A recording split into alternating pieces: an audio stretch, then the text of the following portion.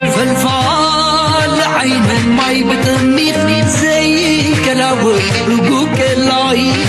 قيسا قلتمو وشتو تماري سلام سقالقي عارحة مدري بحري سلام سلسفنا رقت بيتو معبل كتالي زي السحر عفتو هزمنا بسعو الربار صنوع دوار زايد الربرب شرحي برحي يبقى وحدة عباري وران بغران نستيراد باباري عرب رابي كابيدين عرب رابي سراوي عرب رابي زي رب رابي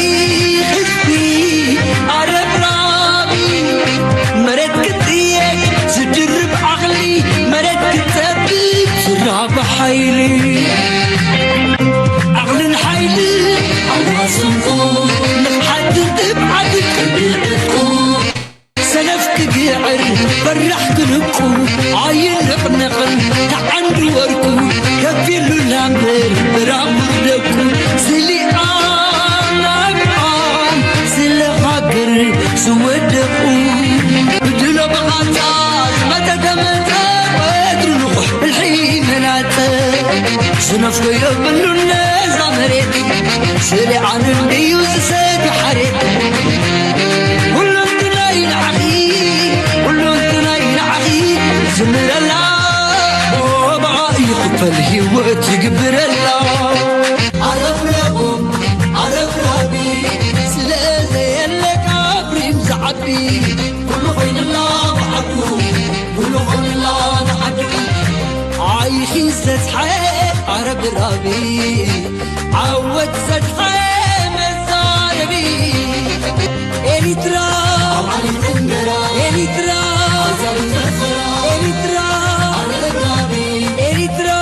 زي ربي سلام تخطاتلتنا هذا القناة كما تكونوا تبوكو تكونوا ناي وتر تمليتنان بحقنانيو لمون كم وترو أقداسن وانا ونتحستوتات حزنا لكم دحرخ ندي بدهوتات إذا درف زيا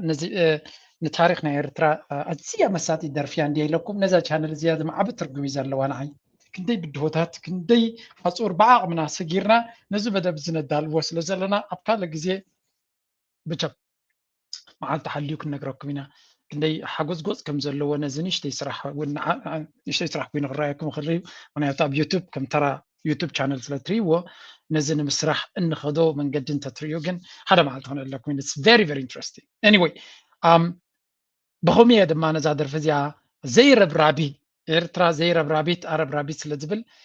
إنرجيات بين خجر ماكم زادر فيزيا تتقوم لا في وقتكم كينو إرترا تميتكم سي إرترا عرب رابيت زي رب رابيت أبي وقتك زي رب رابي ندحرقينك there's always a difference سلزي لو مي وين كم وترو أجي أقداس زينا إذن لكم قريبنا لنا ولا بقى كد بزح بده تهزل وتخونه لايك مقبار يتحمقوا لايك مقبار نتي أن بعض من حجز نبلو دقة في زخون نتي channel دما حجز يزخونه سلزي كمان تجبركم تبغيو دحر مبال أمنا يلومي أقداس يتعرف كنسجرينا مخنياتو وداي نارسنة نتبلا شوي خيط كم زلوا تكاتل واللهم نمود أتمتن كقتيل لدونالد ترامب last chance تبغى President Trump says Iran must take this last chance for a deal or face aggressive military action again. There's a little bit of a pause now in that massive wave of airstrikes against the radical Islamic regime over the weekend to allow for more negotiation. They said, we want to talk. We want to talk about the Strait, but more importantly, from my standpoint, we want to talk about the denuclearization of Iran. Because this is what it's all about. This is why I'm doing this. And it should have been done. This is the last chance. This is not something that, if it doesn't happen, this is the last chance for them to sign a good document. There's so much unspoken there. So comes out to reward I mean, we have heard this so much. بزوج زي كام مسمعنا استلع سي أين يتحكي أين يتحسود نخنفلت ونكبيرنا لوجن always كم ناي دونالد ترامب زعم السلة ما تنقطع دما كلا زغايل كاز سجرا يكونن the man holds መፋትሕ ናይ ኒኩለር ናይ ዓለምና ኣትሊስት ዕንወት ናይ ዓለም ክፈጠር ዝኽእል ኣፅዋር ኣቢሉ እዩ ዘሎ so this guy ኣናኢስካ ክርአ ዝኽእል ኣይኮነን ስለዚ ላስት ቻንስ እዮም ዝብሉ ዘለዉ እዛ ሕጂ ሂበያ ዘለኹ ናይ ዲፕሎማሲ ኩነታት እንተደይ ተጠቂምኩምላ እንታይ ካ ክትገብር ትኽእል እዩ ትዛረባ ሕጂ እንተደይ ተጠቂሞምላ what is going to happen ኣብዚ ቻነል እዚ ድማ እንታይ ኢና ንገብር what can be Donald Trump's next move Donald Trump እታ ትቕፅል ሙቭ ናቱ እንታይ ክትከውን ትኽእል well let me give you a little bit of ቁርብ ትለይ ካብቲ behind scenes ዝብልዎ ዘለዉ ዶናልድ ትራምፕ ከቢድ መጠንቀቕታ ሂቡ ከም ዘሎ ኢና ንርኢ ዘለና ምናልባት ላስት ቻንስ እንድሕር ኢሉ ሓደ ዶናልድ ትራምፕ ቅድሚ ሕጂ ብዙሕ ግዜ ፈኪሩ ገዲፎ እዩ but saying last chance is different ናይ መወዳእታ እየ ዝብል ዘሎ maybe ናይ መወዳእታ ክኸውን ይኽእል እዩ the problem here is ዋላ እውን ናይ ዶናልድ ትራምፕ ናይ መወዳእቱ ክኸውን ይኽእል እዩ እቲ ባይታ ዘለዎ ነገራት ካብ ኣሜሪካ በዓላቶም ዘውፅኡልና ዘለዉ ዝነግሩና ዘለዉ ሓበሬታ ግን last chance with what Major breaking news as of this morning. Let's put it up here on the screen. The United States, per Reuters, is now running out of virtually all long-range precision missiles during the Iran war, per Reuters. This is an internal U.S. government assessment that has been passed around now for the last week and reportedly was one of the main reasons that Donald Trump decided not to go through with that full-scale attack on Iran, not some fake peace talks that were not actually happening. I'm going to read. Look, America እዚ ቻነል እዚ ወይ እውን ነዚ ኦዲየንስ ናተይ ኣሜሪካ ንዓቕዋ ክላስ ኢላ እዚያ ገለገለ ዝብሎም ሰባት ኣለዉ we are not like that America is a serious country ብዘይ ቃል ዓለም ዶናልድ ትራምፕ እንታይ ገለ መለ ኣሜሪካ ኣዝዩ ሓያል ሃገር እዩ መጠን እቲ ኩነታቱ ጌርካ ሲሪየስነስ ኢራናውያን ኣክቹሊ ንኣሜሪካ ከም ኣዝያ ሓደገኛን ሓያልን ሃገርን ገይሮም ስለ ዝርይዋ ዝዛረብዎ ጥንቁቃት እዮም ዝኸድዎ ኸ ኣመነ ጥንቃቐ ዘለዎ እዩ ስለዚ ማዕረቱ ዶናልድ ትራምፕ ፍንጣሕጣሕ ዝብሎም ኣይዛረቡን እዮም ወላ እኳ ታክቲካዊ ወላ ስትራቴጂካዊ ዓውታት ይጎናፅፉ እንተለዉ ከምቲ ዝድለ ሓፍኮፍ ኣይብሉን እዮም because they know ዶናልድ ትራምፕ ultimately እንድሕር ኣብ መወዳእታ መንቀራቅሮ ይቲኻዮ ዝገደደ ሽግር ከምፃልካ ከም ዝኽእል so the Iranians understand this the question ዶናልድ ትራምፕ ናይ ላስት ዋርኒንግ ኢሉ ክሃርም ይብላ ኣሎ ብቐዳማይ ክሃርም ኢሉ ስዑድያን ዓረብን ለሚኖምኒ እዮም ጠጠው ኣቢለዮ ዝበለ ሓሶት ይኻ ኢሎም ንሕጂ ካብ ውሽጢ ዶኩመንት ናይ ውሽጢ ናይ ኣሜሪካ ካብቲ ምክልኻል ናቶም ዝወፀ ሓበሬታ እንታይ ይብላ ኣሎ ብሮይተርስ ዝወፀ US has used virtually ቃል ብቃሉ ማለት እዩ virtually ኩሉ እቲ ንነዊሕ ካብ ርሑቕ ክትኩስ ዝኽእል ሚሳይላትን ካብ ርሑቕ ንኽመፅእ ዝኽእል ነገራት ከኣሊ ዝኽእል ኣፅዋራትን ዳርጋ መብዛሕትኡ ተጠቂማትለ ይብሉ ሕጂ እዚ መጀመሪያ ናይ ዲፈንስ ፀገም ጥራይ ኣለዎም ንብል ነርና ናይ ምክልኻል ፀገም ኣለዎም ንብል ነርና ሕጂ ድማ ሎንግ ሬንጅ ፕሪሲሽን ሚሳይልስ ኣሜሪካ ብነፈርቲ ከይዳ ትዋጋእ ኣለና ኣብዚ እዋን እዚ እተን ነፈርቲ ብዙሕ ሓደጋታት ስለ ዝገጥመን ዘሎ ርሒቐን እየን እንታይ እዮም ዝጥቀሙ ነዚ ታማሃክ ሚሳይልስ ወይ እውን ካልእ ጃዝ ዝብልዎ ገለ ክኸውን ይኽእል እንታይ ዝብልዎ ካብ ርሑቕ ኮይኑ ኤግዛክትሊ ኣብታ ካሃርማ ዝደለየ ነጥቢ ዝሃርም ሓደገኛ ኣፅዋራት እዚ ዳርጋ ሙሉእ ብምሉእ ተጠቂማትሉ ኣላ ብሕጂ ዓብ ኩናት ክትገብር እንተኮይና ዘሎ ኣፅዋር የለን ሓድሽ ኣፅዋር የለን ስለዚ እዚ ምስጢራዊ ሓበሬታ ስለምንታይ ዝከውፅእ ኣሎ ንዶናልድ ትራምፕ ፕሬሸር ንምግባር እዩ እቶም ወታደራት ናይ ኣሜሪካ እዮም ዘውፅዎ ዘለዎ እዚ ፔንታጎን እዩ ዘውፅዎ ዘሎ ግደፍ ክብልዎ ስለ ዝፈርህዎን ዶናልድ ትራምፕ ደፊሩ ግደፍ ዝበሎ ክሰጎ ስለ ዝኽእል ዮር ፋየርድ ክብል ስለ ዝኽእል እንታይ ይብሉ ኣለዉ ነቲ ሓበሬታ ስሊኾም የውፅዎ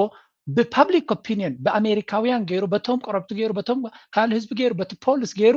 ንዶናልድ ትራምፕ ግደፍ ንኽብሎት ህዝቢ ኢሎም ዝገብርዎ ዘለዉ እዮም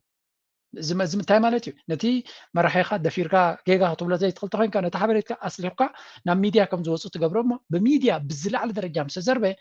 እቲ ፓብሊክ ኦፒኒየን ደገፍ ናይቲ ኩናት መሊሱ ስለ ዘንቆልቁል ዶናልድ ትራምፕ እቲ ኩናት ከዋፅኦ ከም ዘይክእል ገምጊሙ ድሕሪት ክመለስ ይኽእል ካብ ዝብል ሓሳብ ዝብገስ ዘሎ እዩ ስለዚ ቃል ብቃሉ ብተደጋጋሚ ዝወፁ ዘሎ ዘረባ እንተሎካ ኣሜሪካ ዝኣክል ኣፅዋር ከም ዘይብላ ኣብዚ ኩናት እዚ መጠነ ሰፊሕ ኩናት ጌራ ፍሉይ ኣስተዋፅኦ ወይ እውን ለውጢ ክትገብር ትኽእል እያ ኢሉ ዝኣምን ሰብ ከም ዘየለ እዮም ዝነግሩ ዘለዉ ስለዚ ዶናልድ ትራምፕ ጊቪንግ ፋይናል ወይ ከዓ ናይ ላስት ቻንስ ወይ ከዓ ላስት ዋርኒንግ ገለ ክብል ከሎ እንታይ ንኸምፅ እዩ ወይ እንታይ ፅልዋ ክፈጥር ክእል ኢልካ እንድሕር ገሚትካ መብዛሕትኦም ኣብዚያ ንሕና ንዛረባ ዘለና መደምደምታ ኢኻ ትበፅሕ ፕሪቲ ማች እዚ ዝበሃል ዘሎ ቺኖ ዘረባ ሓሊፉ ፍሉይ ነገር ከምፅ ይኽእል ደኢሎም እዮም ዝግምቱ ዘለዉ ከምዚ ኢሉ ከሎ ምናልባት ኢራናውያን እውን በቲ ሓደ ነቲ ፕሬሸር ከዓ መመሊሶም ይውስኹሉ ኣለዉ እዩ ዝበሃል ንኣብነት ኣብ ዝስምዑ Struck by an unknown projectile in the Strait of Hormuz. You can see where it happened right there, just north of Oman. It lost power, forcing the vessel to request immediate assistance. The status of the crew at this point unknown. As far as oil prices, ኣብዚ ወሽመጥ ሕርሙዝ ድማ እንታይ እዮም ዝብሉ ዘለዉ ሓንቲ መርከብ ሓንቲ ካርጎ ዝፀዓነት መርከብ ተሃሪማ ኣላ ሃራሚኣ ኣይተፈልጠን ይብሉ ኣለዉ ኣብቲ ወሽመጥ ሕርሙዝ ማለት እዩ እዛ መርከብ ተሃሪማ ኣላ ኣጋይ ፍሪ ናቪጌሽን ዶናልድ ትራምፕ ኣብ መውደታ ወሽመጥ ሕርሙዝ ንምኽፋት እቲ ዕላማ ናይዚ ኩናት እዩ ዝበሃል ዘሎ በት ኢን ዮር ድሪምስ ካ ይብልዎ ኣለዉ ኢንፋክት በዛ ናይ ወሽመጥ ሕርሙዝ ጆክ ኮይና ኣላ ሚም ሓንቲ ሚም ወፂኣ ዘላ ከረየኩም እየ መስሓቕካ ይሰኣን ኣብዚ ቻነል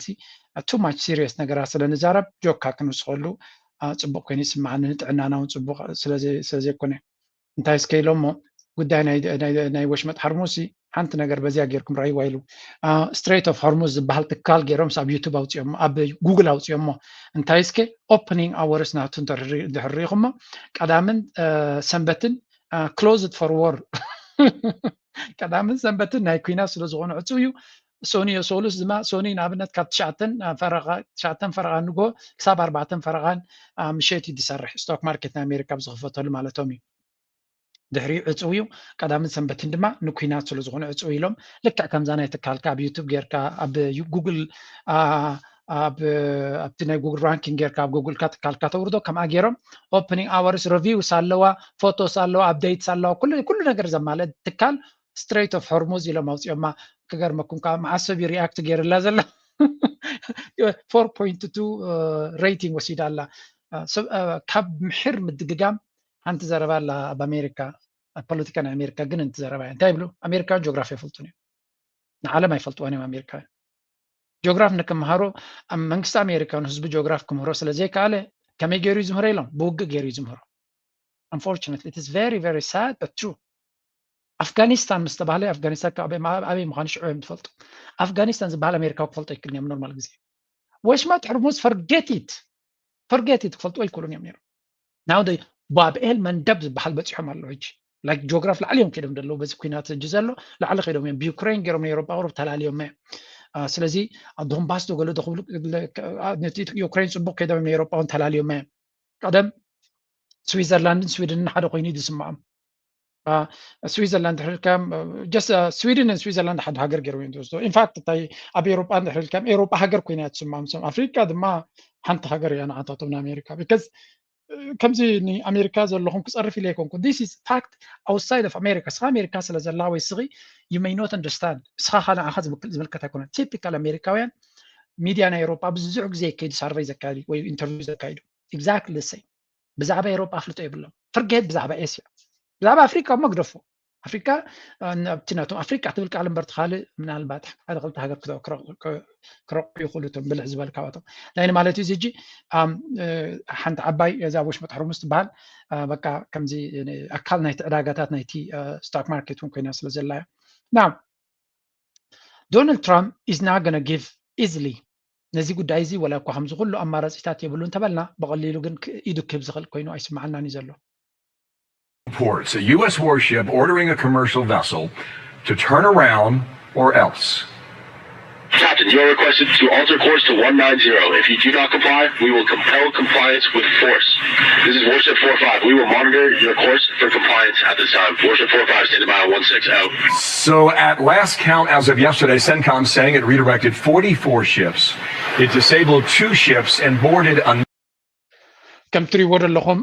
أب زلعلة تنقل نايكوينات كم زلون أبتي بحر دما استفل عليه كلتيوم حيلون كريولوز قل من قد تاتير يخم زلون أمريكا دونالد ترامب under heavy pressure كم زلو كوينات نغجبر قال نغجبر تغطي نغجبر نقاط سلنا بتكوينات نكعتو بزح تغطي كم زلو ويز نجر زلو إذا كان تايزري كم مرأي نايت نريو زلنا كونتاتيو this is again እቲ ኮንሰርቫቲቭ ቤዝ ዝበሃል ወይ እውን ኒዮ ካንስ ዳርጋ ዓብይ ፀቕጢ ዝገብረሉ ዘሎ ዶናልድ ትራምፕ ናብ ኩናት ክምለስ ብከምዚ መንገዲ ክትቅፅል ኣይትኽእልን ኢኻ እዚ ኣሜሪካ ትዋረድ እያ ደላ ንኣሜሪካ ቀለት ናይ ኣሜሪካ እዩ ዝመፅእ ዘሎ ናበሉ ብጣዕሚ እዮም ዝደፋፍዎ ዘለው ብዘይ ንሱ ከዓ ንሱ እውን ሓደው ካብቲ ቦታ ትወፅኡ ኩነታቱ ክቅይር ኣሎ ካልኣይ ድማ ክኸውን ዲ ኣይከውንን ብሓይሊ ፈቲኑ ድሌታቱ ከስምር ክፍትን ኣሎ ኣገይን ብጣዕሚ ሕልኽላኽ ዘለዎ ሲቹዌሽን ኢና ንርኢ ዘለና ኣመና ሕልኽላኽ ዘለዎ ሲቹዌሽን so we will see እዚ ጉዳይ እዚ ናበይ ገፁ ክኸይድ ከም ዝኽእል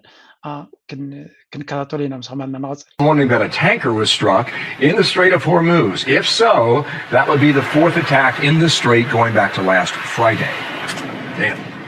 Well, all of this comes after President Trump slammed the Iranian leadership yesterday, accusing them of lying about peace talks. The president says they are happening. Iran says they are not. Trump warning the regime they have one final opportunity to make a deal or face, quote, decapitation. When we talk, we say we're talking. If we're not talking, when you ask me, no, we're not talking, I'll say it. But we are talking right now. We're talking, and we're talking at the request of Iran, backed by Saudi Arabia, backed by UAE, and backed by Qatar in particular, but others also. Many countries called, the leaders of many are friendly with a lot of them, almost all of them, one way or the other, and they all wanted to give this a last chance. This is the last. ሕጂ ከም ንሪኦ ዘለና ዶናልድ ትራምፕ እዚኣ ዘላ ቻንስ ትብል ብዙሕ ግዜ ደጋጊሙ ኣሎ ንዘራረብ ኣለና ኢና ኢራን ድማ ኣይንዘራረብን ኣለና ይብሉ ኣለዉ ሕጂ ብክልቲኡ መንገዲ ክንሪኦ ኣለና እቲ ፎክስ ሚድያ ፓምፒ ዝገብር ዘሎ ሓይሊ ከም ዘሎ ኣሜሪካ ኩሉ ክትገብር ከም ትኽእል ፈንፂጋ እውን ክትብትኖ ከም ትኽእል ክትከፍቶ ከም ትኽእል እዩ ዝንገር ዘሎ but we always know እቲ ካብቶም ኢንዲፐንደንት ሚድያ ኢና እቲ ሓቂ ንረኽቦ ሓቀኛ ሚድያ ዝበሃል ኩሉ ግዜ ካብቲ ኢንዲፐንደንት ሶርስስ ወይ ከዓ ንክልቲኡ ኣገናዚቦም ናይ ኣሜሪካውያን ኮይኖም ናይ ኣሜሪካ ጉዳይ ዘገድሶም ልዕሊ ኩሉ ግን ነቲ ኩንነት በቲ ናይ ዶናልድ ትራምፕ ፕሮፓጋንዳ ዘይኮነ ኣብ ባይታ ብዘሎ ሓበሬታ ክትንትኑ ዝደልዩ boom ኢና ንሪኦ He backed off that. This time he claimed that US Gulf allies had asked him not to attack Iran. And the president also said that talks will resume with Iran, but the Iranians say no talks are planned. What is your understanding of what is going on here? I think it's very clear that Trump does not have any escalatory options out of this. And I think it's becoming increasingly clear that he also doesn't have a way to bluff his way out of this dilemma and this debacle that he has put himself in.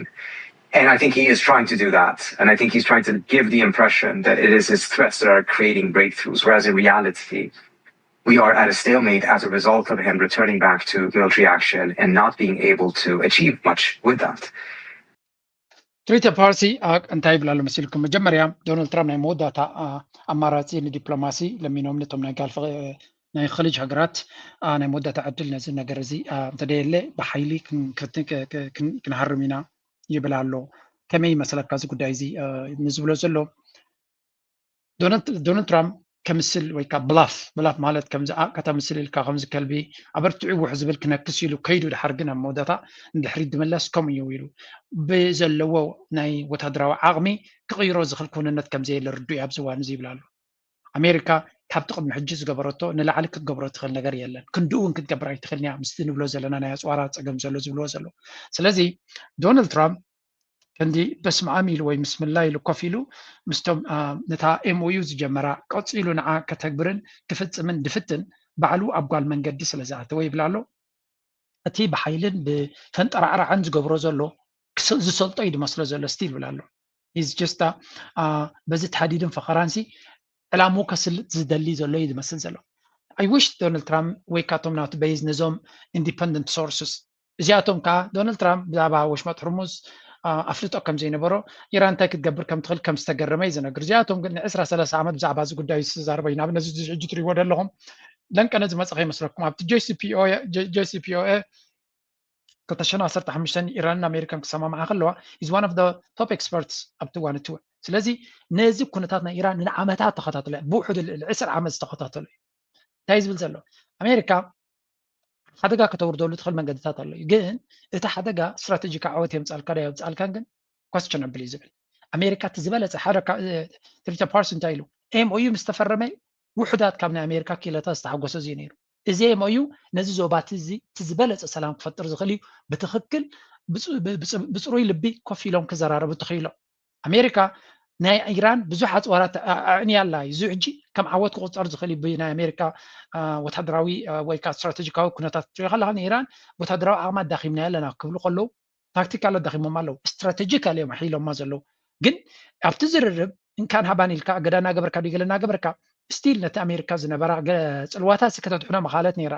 መጠን ናብ ኩናት ዝተመለሰት ግን መሊስ ኣሜሪካ ነቲ ዝነበራ ኩነታት ነቲ ዝነበራ ፖዚሽን ንታሕቲ ገፃያ ተወርዶ ዘላ እዮም ዝብሉ ብዙሓት ኪላታት ኣብዚያ እዮም ዝወጥቁ ስለዚ ብሰንኪ እዚ ድማ እቲ ኩነታት ዶናልድ ትራምፕ ኣውቲስታ ናይዚ ኩናት ኣይኮነን ካብዚ ሕጂ ይብሉ እዚ ኩናት እዚ ዝቋፀሮ ሓይሊ ኢራን እዮም ዝብሉ ኢራን ተደልያ ናብ ኩሉ ማዕዝናት ከተስፍሖ ትኽእል ተደልያ ድማ ከተረጋግኦ ትኽእል እቲ ሪሞት ኮንትሮል ኣብ ኢድ ኢራን እዩ ዘሎ እዮም ዝብሉ ኣብ ኢድ ዶናልድ ትራምፕ የለን ዶናልድ ትራምፕ ንሱ ክኸይድ ከሎ ረጂም ቸንጅ ኣብ ውሽጢ ቴህራን እናደብደበ ዝጀመረ ሎሚ ካብ ቴህራን ወፂኡ ካብ ጉዳይ ናይ ስርዓት ምቕያርን ገለን ሓሊፉ ወሽመጥ ሕርሙዝ ከማን ክኽፈት ኣብ ዘይክእለሉ ደረጃ ባብኤል መንደብ ክኸፍተሉ ኣብ ዘይክእል ደረጃ በፂሑ ኣሎ እንታይ ይመስለካ ካብዚ እዚ ከምዚ ዓይነት ስዕረት ተራእዩ ይፈልጥን እዩ ስለዚ ዶናልድ ትራምፕ he can talk all day ምሉእ መዓልትን ለይትን ክዛረብ ይኽእል እዩ ኣብ ባይታ ግን እቲ ኩነታት ተሪኻዮም ብዙሕ ስትራቴጂካዊ ዓወታት ከም ዘይብሉ ይነግሩና ኣለዉ ካብ ሓደ ዘይኮነ ካብ 2-3 ከስማዓኩም እየ and so that this channel also brings credible voices ክእመኑ ዝኽእሉ ተመክሮ ዘሎም 20-30 ዓመት distinguished scholars ዝብልዎ እውን እንተሪኢና ኢና ነቲ ኩነታት ብፅሩዩን ብትኽክልን ክንርድኦ ንኽእል እምበር just ናይ ኣሜሪካ ፕሮፓጋንዳ ወይ እውን ናይ ኢራን ፕሮፓጋንዳ ጥራይ ብምስማዕ ክርዳእካ ይክእልኒ ናይ ፕሮፓጋንዳ ሚድያታት ኩሉ ግዜ ክንጥቀመሎም ንኽእልና ገለ ክፋል ናይ ሓበሬታ ወሲድና ግን በቲ ትኽክለኛ ሓበሬታ ክንትርጉሞ ግን ክንፍትን ክንክእል ኣለና እዩ እቲ ዕላማ more aware than ever that they're in the driver's seat. They're more aware than ever that President Trump is in deep trouble and that he needs an agreement. And what I'd like to argue here is that it's time for President Trump to settle this war, to reach an agreement with the Iranians, to put an end to it, and in effect to accept defeat, to recognize that Iran has won this war and that we have lost the war. And the way I'd like to proceed. ካልእ ሓደ ዓብዪ ሊቅ ናይ ዘበን እዚ ድማ ፕሮፌሰር ጆን መርሻሃይመር እዩ again ኣሜሪካ ስዕረታ ምቕባል ቀልጢፋ መጠን ስዕረታ ዝተቐበለት መጠኑ እቲ ኩናት ክሳራታቱ ክውሕደና እዩ ዝብል ዘሎ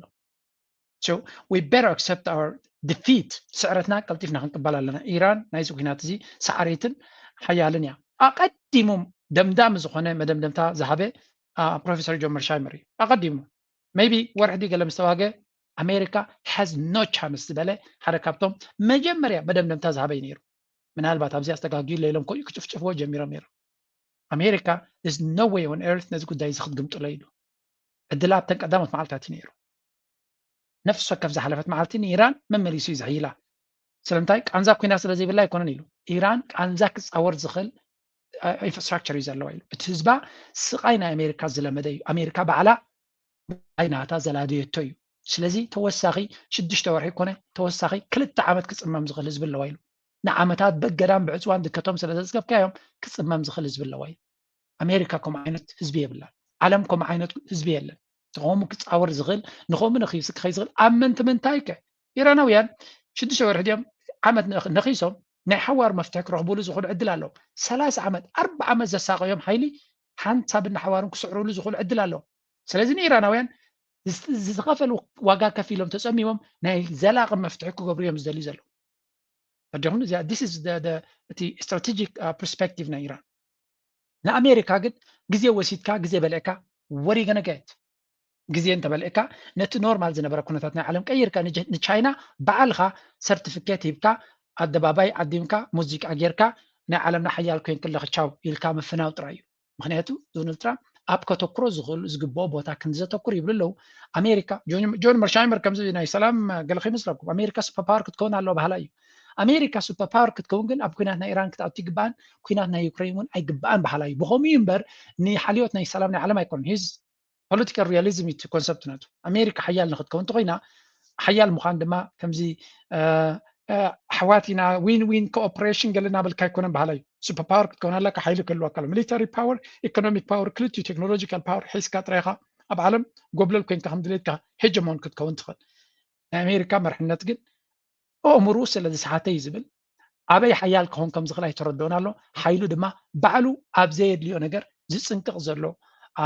እናተዳኸመ ንነብሱ ባዕሉ እናዳኸመ ዝኸይድ ዘሎ ሲስተም እናበለ ይነግረሉ እዚ እጅ ከምዚ ኢሉ ከሎ ካልእ ዳይሜንሽን ናይቲ ኩናት ድማ ክንርኢና ኣብ ሓደ ግንባር ጥራይ ዘሎ ይኮነ ስለ ዝበዝሓና እምበር some major turns recently, which is affecting the rest of the war. One is that Ukraine has done extremely well in developing more drone attacks and more drones to attack Russia, more than twice as much since March as the Russians have been able to attack the Ukrainians. And in the last 24 hours, the Ukrainians have attacked 18 different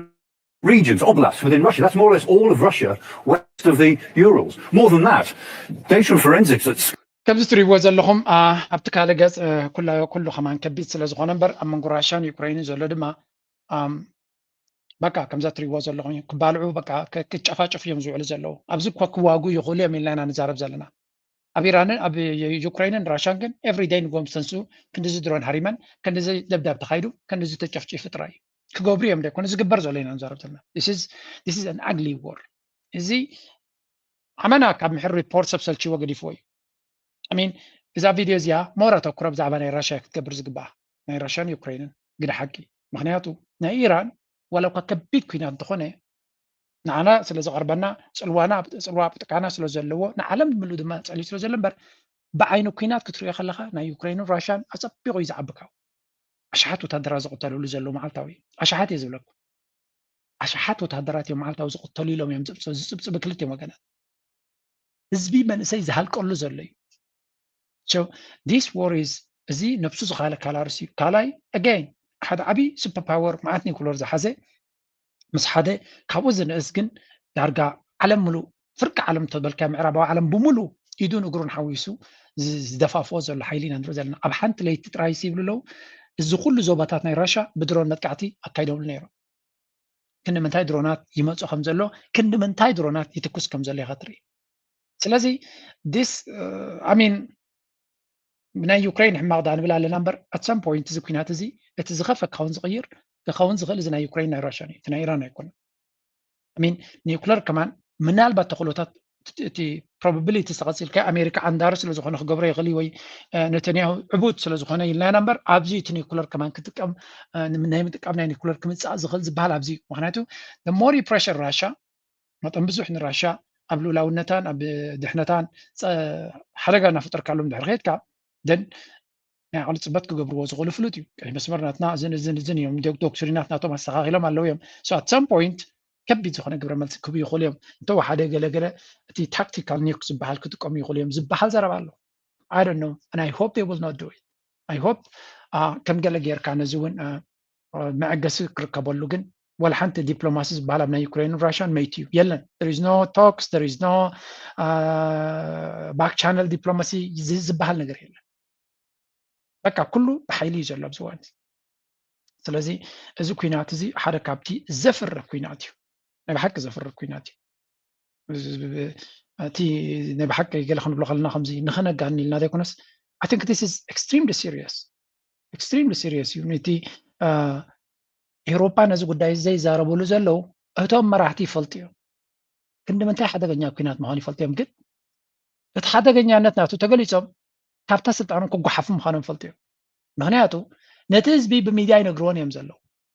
ቢካዝ እንታይ ዓይነት ፀቕጢ ክፈጥረሎም ከም ዝኽእል ይፍርድኦም እዩ ኤውሮጳውያን ኣብ ዲፕሎማሲ መፅኦም ነዚ ኩነታት ክፈትሕዎ ዕድል ኣለዎም እዩ ከዓ ዓቕሚ ክገብሩ ምኽኣሉ ነይሩ እዚ ዝኸድዎ ዘሎ መንገዲ ግን ፈፂምካ ንኤውሮፓ ኣብ ከቢድ ሓደጋ ክእቱ ዝኽእል ድሮ ኣትያንድያ ዘላ ኣብ ከቢድ ሓደጋ ግን ካብኡ ዝገደደ ሓደጋ ክፈጥረላ ዝኽእል ምዃኑ እዮም ዝነግሩ ዘለው ኤውሮፓ ድማ ዳርጋ ብኩሉ መንገዲ ተቐርቂራን ተዓፂያን ከም ዘላ እዮም ዝነግሩ ዘለው but again this is another situation ካልእ ኣብ ኤስያ እውን ተኸድና እቶም ፋሬስያ እቶም ናይ ሰላም ዝበሃል ዝነበረ ኤስያውያን እውን ሰላም ገዲፎም ናብ ወታደራዊ ገፆም ጥራዮም ዝኸዱ ዘለው ሰሙን ኣብዚ እውን ጃፓን ስምዑ Japan publishes a defense white paper. What's that? Think of it as the country's annual report card on security. Most years, it is a routine assessment of military threats. This year, it reads like something much bigger. That the policies that shaped Japan after World War II, they're no longer enough. Take a look at the cover. For a defense report, you'd probably expect fighter jets, missiles, tanks, or at least a few soldiers looking battle-ready. Instead, ካልእ ጃፓን ዝበሃል ሃገር ድማ ዓብይ ወታደራዊ ዓቕሚ ከማዕብል ከም ዘለዎ ይሓስብ ኣሎ ኮርስ ቁጠባናቱ ኣብ ዲቕ ዝበለ ሽግር ከም ዘሎ ይዝንገር በት ጃፓን ዝበሃል እቲ ቀደም ናይ ዩኤስ ኣምብሬላ ዝፈጥረሉ ዝነበረ ሴኪሪቲ ከም ዘየለ ይነግሩ ኣለዉ ጃፓን ዝበሃል ብደሴታት ዝቆመ ሃገር ኮይኑ ብመነመን ተኸቢቡ ዘሎ እዮም ዝብሉ ቻይና ሰሜን ኮርያ ከምኡ ድማ ሕብረት ሶቪየት ወይ ራሽያ ስለዚ ከም ትሪእዎ ዘለኹም እቲ ራሽያ ዝበሃል ኣብዚ ኤስያ ኢትስ አ ቨሪ ኤሽያን ካንትሪ ከም ትሪእዎ ዘለኹም ምስ ጃፓን ዝዳወብ ብባሕሪ ይራኸቡ ኣብ ደሴታት ግርጭት ኣለዎም ብዙሕ ዘከራኽር ኣሎ ምስ ሰሜን ኮርያ ይራኸቡ ምስ ቻይና እውን ዶብ ኣለዎም እዚ ማለት እዩ ራሽያ ኣዝማቻስ ናይ ኤውሮጳ ሃገር እዩ ክትብሎ ፀኒሕካ ኣብ ኤስያ ክመፁ ከላ ኣብቲ ርሑቕ ምብራቕ ድማ ኣካል ናቶም ድማ እዩ ኣብዚ ድማ ሰለስቲኦም እዚኦም ካብ መሻርክቲ እዮም ኣብዚ ረእይዎ ጀት ዳይናሚክስ ቻይና ሰሜን ኮርያ ራሽያ ሰለስተ ኒውክለራውያን ሃገራት ኣሜሪካ ድማ ጃፓንን ታይዋንን ደቡብ ኮርያን ፊሊፒንን ገለን እያ ሒዛ ዘላ ስለዚ እቲ ኣላያንስ ክትሪኦ ከለካ ኣብ ኤሮጳ ክኾን ከሎ ኤሮጳ ራሽያ በይንዩ ወይ ኢራን በይንዩ ክትብል ትኽእላ በዚ ክቅየር ከሎ እቲ ዳይናሚክስ ንኣሜሪካ ድማ ተቐንዲ ዘገድሳ ግንባር በዚ ዘሎ ክትፈልጡ ዘለኩም ኣብ 2012 ኦባማ ኤስያ ፒቨት ዝበለ ነዚ ርኢ እዩ እቲ ቀንዲ ኣብ መወዳእታ ንኣሜሪካ ብባሕሪ ዝረኽባ ዶብ ተሎ በዚ እዩ ሰለማዊ ውቅያኖስ ስለ ዘሎ በዚ ንኣሜሪካ ብግምጣላ በዚያ ትራኸብ እዚኣቶ ስለዚ እዚ ቦታ እዚ ንዓታቶም እቲ ቀንዲ ዘገድሶም እዩ ግደ ሓቂ ድማ ዝበዝሕ ህዝቢ ዓለምን ዝዓበየ ቁጠባ ናይ ዓለምን ኣብዚ ቦታ እዩ ዘሎ ስለዚ እዚ ቦታ እዚ ሽርክነት ናይ ዘን ሰለስተ ሃገራት ንኢራን ኣውፂኻትን ሰሜን ኮርያ ቻይና ራሽያ ዘለዎን ዝበሃል ንኣሜሪካ ቀጥታዊ ስጋእ ዝፈጥረሉ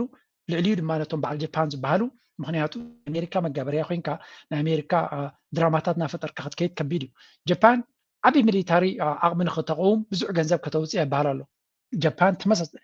ዘሴም ጃፓን ድማ ኣብ ዝለዓለ ናይ ቁጠባዊ ኣብ ዝለዓለ ደረጃ ናይ ዕዳ ዘላ ሃገር እያ ኣብ ዝለዓለ ደረጃ ናይ ዕዳ ኣሜሪካ ብመንፅር ናይ ጃፓን ዕዳ ናተውሕድ እዩ ብቁፅሪ 4 ትሪልዮን ዕዳ ኣለዎ ኣሜሪካ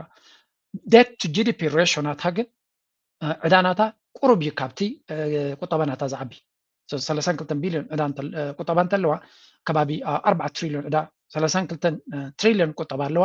4 ትሪልዮን ድማ ዕዳ ኣለዋ ስለዚ ዕዳ ናታ ካብ ቁጠባ ናታ ይዓቢ እዩ ኣብ ጃፓን ተኸይድካ 4 ትሪልዮን ቁጠባ እንተለዋ 10 ትሪልዮን ልዕሊ 10 ትሪልዮን ዝኾን ዕዳ ኣለዋ ስለዚ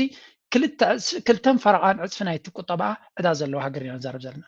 and now they are trying to build military ወታደራዊ ዓቕሚ ከቕሙ እዮም እንታይ ክገብሩ እዮም ማዓታ ፅዋር ክገዝኦም ካበይ ኣምፅኦም ተወሳኺ ልቓሕ ተወሳኺ ዕዳ so again ኣሜሪካ ዳሃስያ ዘለውን እቶም መሻርክቲ ናታ ጠቕላላ ባንክራፕትድ ኮይኖም ዘለዉ ስለዝኾኑ ክንትንሱ ስለዘይከኣሉ እንታይ ክትገብር ትፍትን ኣላ መዝሚዛ ካብኦም እዚኣቶም ተንስኦም ክሕግዙኑ ስለዘይክእሉ ዘቂቆ ኣነ በይናይ ሓያል ክኾን ኣለኒ ሽዑ ካብቶም ድሓን ዘለዉ ሕጂ ዝትንሱ ዘለዉ ንዓታቶም ክሕዛ ኣለኒ ዝመስል እዩ ዘሎ ተካይዳ ንትርኩይ ኤርዶዋን ሓያል ይንፍዑ ዝብሎ ዘሎ ሚድል ፓወር ህዝቢ ዘለዎ ቁጠባ ናዓበየ ማኒፋክቸሪንግ ዘለዎ ስለዝኾነ ነዚኦም መሓዝ ሓይሽካ በዓል እንግሊዝ ወላ ሓንቲ ሽማውያን ጥራይ ዝኾኑ ዝብል መረዳእታ ወሲዳ ዘላ ኣሜሪካ so they are ነዘን ብዙሓት ህዝቢ ዘለዎን ሚድል ፓወር ዝኾና ገለ ንዓታተን መሓዝ ኣገዳሲ እዩ ንሃገራት ዓረብ ዝመርፅዎን ዘለዎም ብኸመይ ገንዘብ ኣለዎን እዚኣተን ንቁጠባና ክሕግዛ ዝኽእላ እምበር እዘን ብዕዳ ዝንቀሳቐሳ ዘለዋ ሃገራት ኤሮጳ ይኹን ጃፓን እዚኣተን ብዙሕ ንኣሜሪካ ዓቕሚ ብዙሕ ክሕግዞ ኣይክላነ ናብ ሎንግ ተርም ዝብል መደምደምታ ዝወሰዱ እዮም ዝመስሉ እዩ ዝበሃል again everything እናተሓሓዝካ ክትከይድ ክትክል ኣለካ ኩሉ ነገር እናተተሓሓዘ ዝኸይድ ነገር ምዃኑ ኢና ንርዳእ ዘለና ማለት እዩ ስለዚ እዚ ጉዳይ እዚ ኣብ መወዳእታ ደሚርካ ኣጉዲልካ ኣብ ምንታይ ኢኻ ተምፅኦ ናይ ኣሜሪካ ፓወር ከመይ ጌርካ ሓያል ኮይኑ ከም ዝቕፅል ናይ ዓለም ዓብልል ገብት እናበለ ክቕፅል ከም ዝኽእል ብኸመይ ትገብሮ እያ ትሕቶ ትመፅእ ወል ይከኣል ዲ ኸ ንምዃኑ ናብ ኣሜሪካውያን ሊቃውንቲ ክምለስ ምክንያቱ ናይ ካልኦት ተምፂናሲ ፀረ ኣሜሪካ ስለ ዝኾንካ ከይትብሉ ከዓ defeat. America has suffered, as I was just explaining with about President Trump's legacy, this bookend to the America's unipolar moment. Well, what that means in the region is America's preeminent dominance. It's like preeminent dominance has declined markedly in the region. And what that's doing, Mario, is creating a power vacuum. A power vacuum. And that's the concept that I want to add to your discussion. When you have the preeminent power decline, what's happening in the region is you get a power vacuum. And as we know, power vacuums don't like to stay still. You get rivalries to fill the vacuum. You get initiations to fill the vacuum. دونالد ترامب بعندراناتو نا أمريكا باور الداخل مراحل يجيب له. زي إيران أب إيران سعرت راي كنا قتي من نازلو نا أمريكا هجمنيك باور زنبر استداخل ملو كنتاتنا نفتر زلنا. إذا مدخل نا أمريكا دمان تاي كفتر يلو حقواف كفتر إذا حقواف زفتر دما يبلالو حقواف ناي فاكيوم كم زي حقواف زفتر كتكا قدنيو نعوز تكو حالتات كويوم من يوم زوم حالتات نزوز تكو እሳቶም ቶም ኣገደስቲዮም ክኾኑ ነዚ ቦታ እዚ ንምትካእ ድማ ብዙሕ ራይቫልሪ ወይ እውን ውድድር ርሱን ዝኾነ ውድድርን ኣላያንስን ክፍጠር እዩ ኢራን ኣብቲ ከባቢያ ብትገብሮ ዘላ ጥራይ ኮነት ነቲ ፓወር ክትቋፀሮ ትፍትን ዘላ እዩ ዝበሃል ኢራን ብዓብዩ ናታ ከምዚ ናይ ኣሜሪካ ብጃፓን ብገለ ጌራ ብኤሮጳ ጌራ ኢምፓየር ናታ ሕስቢሓቶ ዝነበረት ኢራን ንእሽተይ ዝመስል ግን ቨሪ ስትራቴጂክ ዝኾነ ኣላያንስስ ኣለዋ strategic and practical listen to this one this is very interesting now The biggest weapon isn't its missiles, but its hardened militia spread across West Asia. always ready to go to war for it. We're talking about Iran's so-called axis of resistance. The anti-Israel, anti-Western alliance of regional militias backed by the Islamic Republic of Iran. Now, most people think of Hezbollah, Hamas, and the Houthis. This is it's a very interesting concept. መጀመሪያ ቻርት من قدمت أمسية كريكم إيران مسكالوت حجرات عبيت باورس كتودادرا خلاها نيشتي باوريو نيشتي هاجريو مسكالوت عبيت حجرات كتريهم كلها بوطة بايخون بجيوغرافي ولا بزبون جي نازل كنتات زي إيراناويان بوحد باجت جن ركيق زخونه لك كم توت هدراوي سلطناتهم من أمريكا حدا بحدا بسوارن بنفرتين توداديرو ما يكونوا سي نا أمريكا بتحد باجت جن تايلوما كونسبت نتوجه asymmetric warfare نسألايخا بمعريو كندو تانكتات بمجزاء يكون كان أنصارو استراتيجي بمتقامي خطهرمو أمريكا معات مشاركتي زلوا كل انت نهجرات خليج مشاركتها إيران تاجرة بوحدو أب إيراق قد أساقر سلزخوني ملشا جيرا شعا زلو بأمنات مسؤول مستحازو ببزح من قدد ما نرابحاناتهم نيران مقابريانا إيران يوم زبلوغ ما يكونون رابحاناتهم كو حسوس دلي هزبيو دقف دم مكاب كالك رغب زي كله سلازي ناتهم انترست زلوم أب إيراق ملشا له أب ليبانوس حزب الله له أب يمن دما من له حوتي رايوم اتي أب سوريا ونا له ملشا أب سوريا ونا له اتناي يمن انت حيل اتناي ليبانوس تحيلو ناب ماكلاي مبراغ قصو خيد ناب ماكلاي بحري كأتو زخل حيلي ليبانوس تتغزاتيروا انت واحد اقل إسرائيل أو وشتك أب كبابيا حماس ونا له جي شقر سراوي وريدو زلمبر اتناي يمن استراتيجيناتهم قن أقدمهم حسيبهم نيوش مدحر مستراي بمعزاوكا نا أمريكا كتاسياي تخلنيخا انتايرا كي كوينو تريفو ني بابيل مندب أبتنات كاستراتيجي كالكوليشن كتوقت كلالك انت انفاكت لنقل انت جرو كينو حليفهم أبقبس ونهاريمو تاسال سيت معنا قوتما زاد تريانجل ليلونكا تاناي وشمت حرمز لحال خيدا دما تاناي سويس كانال أبتحت ما بابيل مندب زين سلوس كورنا عزين اندحرال كاين وطباني عالم إيروبا بفلاي بعبد رجاك خسر خلي سلازي نزيعاتن انت جرمن نخلاتن كتحازوان كم زخلت أنا جبت حرا جرفوا أنا جبتي بغت هذا اللي تقصصر كا بيد عزور كتقصصرات خليها ببابيل مندب جيركا كم ديت سرقت جبرات خليها نجدنا يكون كان جبت حريم كات توك تبلو ببابيل مندب تقصصر كا بجبت زلوا كنتات بزح استواص أي بلونا بتقطع وانا عالم نبين خسر راح يكلني قلت مع عزوز زلوا جزا تحرك فيت كات خفيت كا بتخالق انت حتي خايف ترجمي بلون سلازي إذا كالكوليشن ناتهم بنيشتي باجت بحصر زبالة عقمي زلعله وتصيد كم تقول زخالو كينات يوم زبلوا زلوا معرخ ندي كداخمهم كنعقوم أشكال على الكسعات لهم عقم زي بلوم دنا قردو قلودو دنا تبالو نيرانوين زناس نزبنات access of resistance access of evil كم زودو سيد أنا وكايرادو قلودو بهالد نبرة إيران بنيشتي باجت كمي جيركا نعلم مستنكر زغوني صراحة استراتيجين كتك أن خمتخل نعلمنا بتكبار زمهر وين نا إيران كنا بالكلنا كل زي مسيرترا زي إيرترا زبانيشتي حجر كمي جير نغرنا أفريقيا دارجا زركب زارب اللي زلوا next topic ناتنا سايف كون because there is a similarity إيرترا كبيران تقد حلا يبلكوني معناته إيران ناي نفسه زخالة ambition زلوا إيرترا كسفح في حلم زلوا هجرا يكون هلاوي وكوحز دل هجري جن نيش تيكلو رأسن تلوه أنت تجبرسي بقولبت كان مخام بسوار كانت رايدة يكون برأس خات خدت خوينك لك كمزي بحنقول زس أوسب كمينا نرزلنا إذا أقول داي زيادة ما أبي تمرتن عالمنا تبزله حجك الله قبائع أبزيادة طويلنا لنا نبزوبنا قمت لابيلنا هنرينا بزوح دايناميكس لزلوا هذا ما هنرينا فلاي أمونغ السعوديان حوتن زلوا Reports of a visible military build-up in the south of the Ethiopian region of Tigray, which has been on the brink of war with the federal government for months. Both the army and the Tigrayan TPLF are now blaming each other for the most serious escalation in conflict since a 2022 peace deal ended 2 years of civil war in which a conservatively estimated 600,000 people were killed. Several people died along the Sudan-Ethiopia border during clashes over the weekend that also sent projectiles into refugee camps nearby. Fighting has stopped since Saturday, but hundreds of people have been fleeing into Sudan. كم تري وزل لهم أتي كينات بخمي ريبورت دي خونا له نيبلت قلنا برجز كم تزدل ريبورت يقبروا لي لنزو كينات زي it's very strange ናይ ብሓቂ ኢኻ ትግረምኩ እዚ ኩናት እዚ again ከምቲ ኩናት ናይ ሱዳን ክዕበስ እዩ ዝፍተን ዘሎ this is a massive war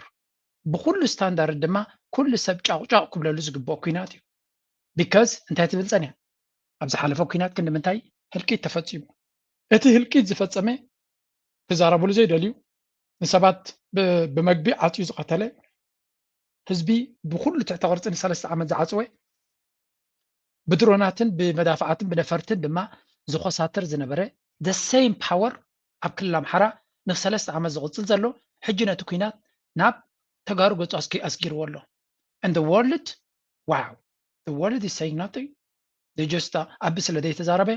they kept quiet ካብና ብኸማን ካብቲ ኩሉ ሚድያታት ዝሓሸ እዚ ፍራንስ 24 ዝበሃል 2-3 ግዜ ሪፖርት ሂቦም ኣለዉ ትኻሊ ምዕራባዊ ሚድያ CNN በሎ BBC በሎ they didn't even cover it ንሽተይ ኣርቲክል ፅሒፎም ገለብላ but that's not it ኣብ ካልእ ክኸውን ከሎ ካልእ imagine ወታደራት ናይ ኤርትራ ብገለ ከይዶም እንተዝስማዕ ነይሩ ኣነ ነግረኩም ኣለኹ ናይ ኤርትራ ሰራዊት ከምዚ እንተዝስማዕ ነይሩ ኣብ ሓፂር ግዜ 30 ዝኾነ ኣርቲክልስ መወፀ ነይሩ ቪድዮታት the military ያዳዳዱ ትዝክሩ ኢኹም ተዓቢ ምስከሰሰ ሰራዊታት ኢና ዝበለ ከምኡ የለን ኣርቲክላት ይኹን ቪድዮታት ናብቲ ሚድያ ኤርትራ ሰራዊት ኤርትራ ኣትዩኒ ኢላ ኢትዮጵያ ትኸስሳ ኣላ ልኡላውነታ ተጋሂሱ ተባህል ትብል ኣላ ከምዚ ዶ እናተባህለ ክሳዕ ክንደይ የብልዎ ነይሮም ሪኢኹም ኢኹም እጂ ምስ ምንታይ ከተሓሓዝዎ ስለ ዘድልዩ ብልፅግና ዓብ ምክንያት ክፈጥር እዩ እታ ምክንያት ድማ ንፈልጣ ኢና ነዚኣ ይክጥቀም ፈቲኑ ዘሎ ነዛ ትማል ዝተገበረት ርክብ ናይ ፅምዶ ልክዕ ከም ናይ ኩናት ገይሩ ፓብሊሽ ክገብራ ጀሚሩ ኣሎ የተፈጠረው የጠላት ጥምረትስ ስለምን ሲባል ጉዳዩ ወዲህ ነው 3 በአንድ ላይ የተፈጠረው የጠላት ጥምረትስ ስለምን ሲባል ጉዳዩ ወዲህ ነው ለመገንባት ሳይሆን ለማፍረስ ለማልማት ሳይሆን ለማውደም ሰላምን ለማስፈን ሳይሆን ለማተራመስ ይህን ክፉ በኢትዮጵያ ላይ ያሰበው ታሪካዊ ጠላቷ ግብጽ የውስጥ ባንዳው የህወሓት ቡድንና ሁሌም የተዳከመች ኢትዮጵያን የሚፈልገው ሻዕቢያ የፈጠሩት የክፋት ጥምረቱ ጽምዶ ነው። በእርግጥ ይህ ክፋት የወለደው የእድገትና የሰላም ጸር በግብጽ የሚዘወረው የአማጽያን ጥምረት የዛሬ ክስተት አይደለም። የካይሮ ፖለቲከኞች ኢትዮጵያ ራሷን ችላ ከተረጋጋችና ከበለጸገች በውሃዋ ላይ ያላትን ተፈጥሯዊ መብት የሰላም ጸር እዞም ሰባት እዚኣቶም ማለት እሸል በሻሻ እናበሉ ዝዛረቡ ኣለዋ ንኻ ይቃወሞም ነይረ ግዜ እሸል ክትብሎ የብልኩም እዚ ሓደ ክልተ ኣሚን ካብ ሕጂ ንድሓር ክሸምግል እንተዘይኮይኑ ክልበም ኣይክእልን እዩ ስለዚ ንእሽተይ ክበሃል የብሉ ንብል ኣለና በቲ ሓደ ግን ክትሪኦ ከለኻ ዲስ ጋይ ነዚ ፅምዶ ፖፑላር ዝገብሮ ዘሎ ንሱ ትፈልጡ ኢኹም ምሽ ንሕና ብዛዕባ ፅምዶ ብዙሕ ግዜ ንዛረብ ኣለና ስለምንታይ ንመን ኢኻ ክትሰብኮ ፅምዶ እቲ ስርሑ ሰሪሑ እዩ ህዝቢ ተቐቢልዎ እዩ ብጎስጓስ ናይ ህዝቢ ዘይኮነ እቲ ክውንነት ብልፅግና ብዝገብሮ ዘሎ ናይ ሓደገኛ ኣካይዳ ሰብ ንፅምዶ ተቐቢልዎ እዩ ብኤርትራ በሎ ብትግራይ በሎ ብዓፋር ብኣምሓራ ብዛዕባ ፅምዶ ጎስጓስ ኣይደልን እዩ ላስት ታይም ምሳወል ኣብ ተራኸብ ኩሉ ከመ ኢለ ነይራ ፅምዶሲ ብዙሕ ጎስጓስ ዘድልየ ኣይኮነ ናብዚ እዋን እዚ ፅምዶሲ ኣክሰፕትድ ነገር እዩ ጀስት እቲ በዓል ብኤርትራ ትገብርዎ ዘለዎም እዮም ክሰርሑ ትኽእሉ ንዑና ክንዛረብ ንኽእል እምበር ንፅምዶ ክተእምኖ ትኽእል ኤርትራዊ የለን ርእይዎ ስለ ዘሎ እቲ ኩነታት እቲ ኩነታት ካበይ ይድፋእ ከም ዘሎ እቲ ኩናት ናበይ ገፅ ካበይ ይመፅእ ከም ዘሎ ከመይ ከም ዝኸውን ዘሎ ይርእይዎ ኣለዉ ስለዚ ንፅምዶ ኢልካ ከተእምኖ ኢልካ ህርዲግ ትብሎ ሰብ የለን ኣብዚ እዋን እዚ ንፁር ዝኾነ ተልእኮ ስለ ዘለዎ ብልፅግና ግን እንታይ ገብር ኣብዛ ቪድዮ እዚኣ ጥራይ 3 ካልኦት ሓይልታት ኢሉ እዛ ስእሊ እዚኣ ኣብዚኣ ቀፃሊ ዝደግምዋ ኣብዚኣ ፀኒሓትልኩም እታ ክላሲክ 2 ስእልታት እኒአን በዓል እኒአን ዳኣትዋ ኣብቲ ቪድዮ ምሽለኩም እዚኣ ኣብዚ በይኑ ገይሮም ኣለዉ ትግራይ ኤርትራ ግብፂ በዓላቶም ድማ ነዚኦም ቃል ኪዳን ክእስዎም በቃ ቤተክርስትያን ወሲድካ ቃል ኪዳን ከግብርዎም እዮም ዝደልዩ ዘለዉ ትልፍንቲ ዘሎሲ ብሓይሊ ክትገብሮ ብርሃንስ ቦታ ደም ሲኖም ላብዚ ዋላ ተሰቂፎም እዮም ናይ ሶማልያ ከደ ይውስኽዎ ሓደ ኣፊቱ because they are creating this bond በቲ ዝገብርዎ ዘሎ ፕሮፓጋንዳ ነቲ ህዝቢ ባዕሎም እዮም ዘፋቅርዎ ዘሎ ሓቃሽ ንተጋሩን ኤርትራንሲ በቲ ዝነበረ ፖለቲካዊ ኣፈላላይ ከቢድ ስራሕ ምኾነ ነይሩ ነቲ ስራሕ ነቲ ናይ ዕርቂ ስራሕ ዘሳለጦ ሻዕብያን ህወሓትን መራሕትን ሚድያታትን ዝገበርዎ ክትብል ትኽእል ኢኻ ማዕረ እዩ ግን ብልፅግና እዩ የሰርሕዎ ብግምጣሉ ማለት እዩ ንክልቲኦም ብሓደ ከጥፍእ ስለ ዝደሊ ዘሎ እዛ እንታይ ገብረካ ሓደገኛ ዝኾነ ፀላይ ክገብር ደይገብርን ካልእ ኮይኑ ግን ካብ ሕማቅ ግን ድሕር ዘይብል ደም ሰብ ዘይፍሮ ሰብ እንተሪኢኻ እንታይ ትገብር ነዚ ሓደጋ እዚ ብሓደ ኮይና ንለየት ስለዚ ዝነበረካ ፍልልያ ብዝቁልጡፍ ክትገድፎ ብቁልጡፍ ንዑ ኣቦቱ ገዲፍካ ብዝግባእ መንገዲ ክትከዶ ንሕጂ ግን ናይ መምራ ብራ ዘረባ ኣላ ሓደ ፀገም ዝፈጠረለ ያሎ ሕጂ ግን ክቐትለኒ ዘይደሊ ዘሎ ሓደ ግን ኣብ ልዕለይ በደል ዝፈፀመ ነቲ በደሉ ናብ ሕጊ ከይቀርብ ብዓለም ደረጃ ከይፍለጥ ድማ ከጥፍኣኒ ዝደሊ ዘሎ ኣይ ናይ ቀዳምነት ናተይ ቀዳምነት ናቶም ብልፅግና ኣብቲ ጀኖሳይድ ደገሎ ዝበሎ ዝገደደ ዝገበረስ እዩ ሓቅስ እዩ ሕጂ ድማ መሊሱ ከጥፎም ዝደሊ ዘሎ ከዓ ንስ እዩ ስለዚ ፕራዮሪቲ ናትካ ኣነፂርካ ምፍላጥ ኣገዳሲ ኢሉ ኤርትራ ካባና ትደልየ የብላ ናባና ገፃ ትጥሙተ የብላ ክትሕግዘና ትኽእል እንተደልያ ከም ማሓዛን ትሕዝና ትሕግዘና ምክንያቱ ንዓዓ እውን ናይ ሉላውነት ስግዓት ስለ ዘለዋ ኣብ ልዕልያ እውን ናይ ሉላውነት ዕንደራ ገይሩ ስለ ዘሎ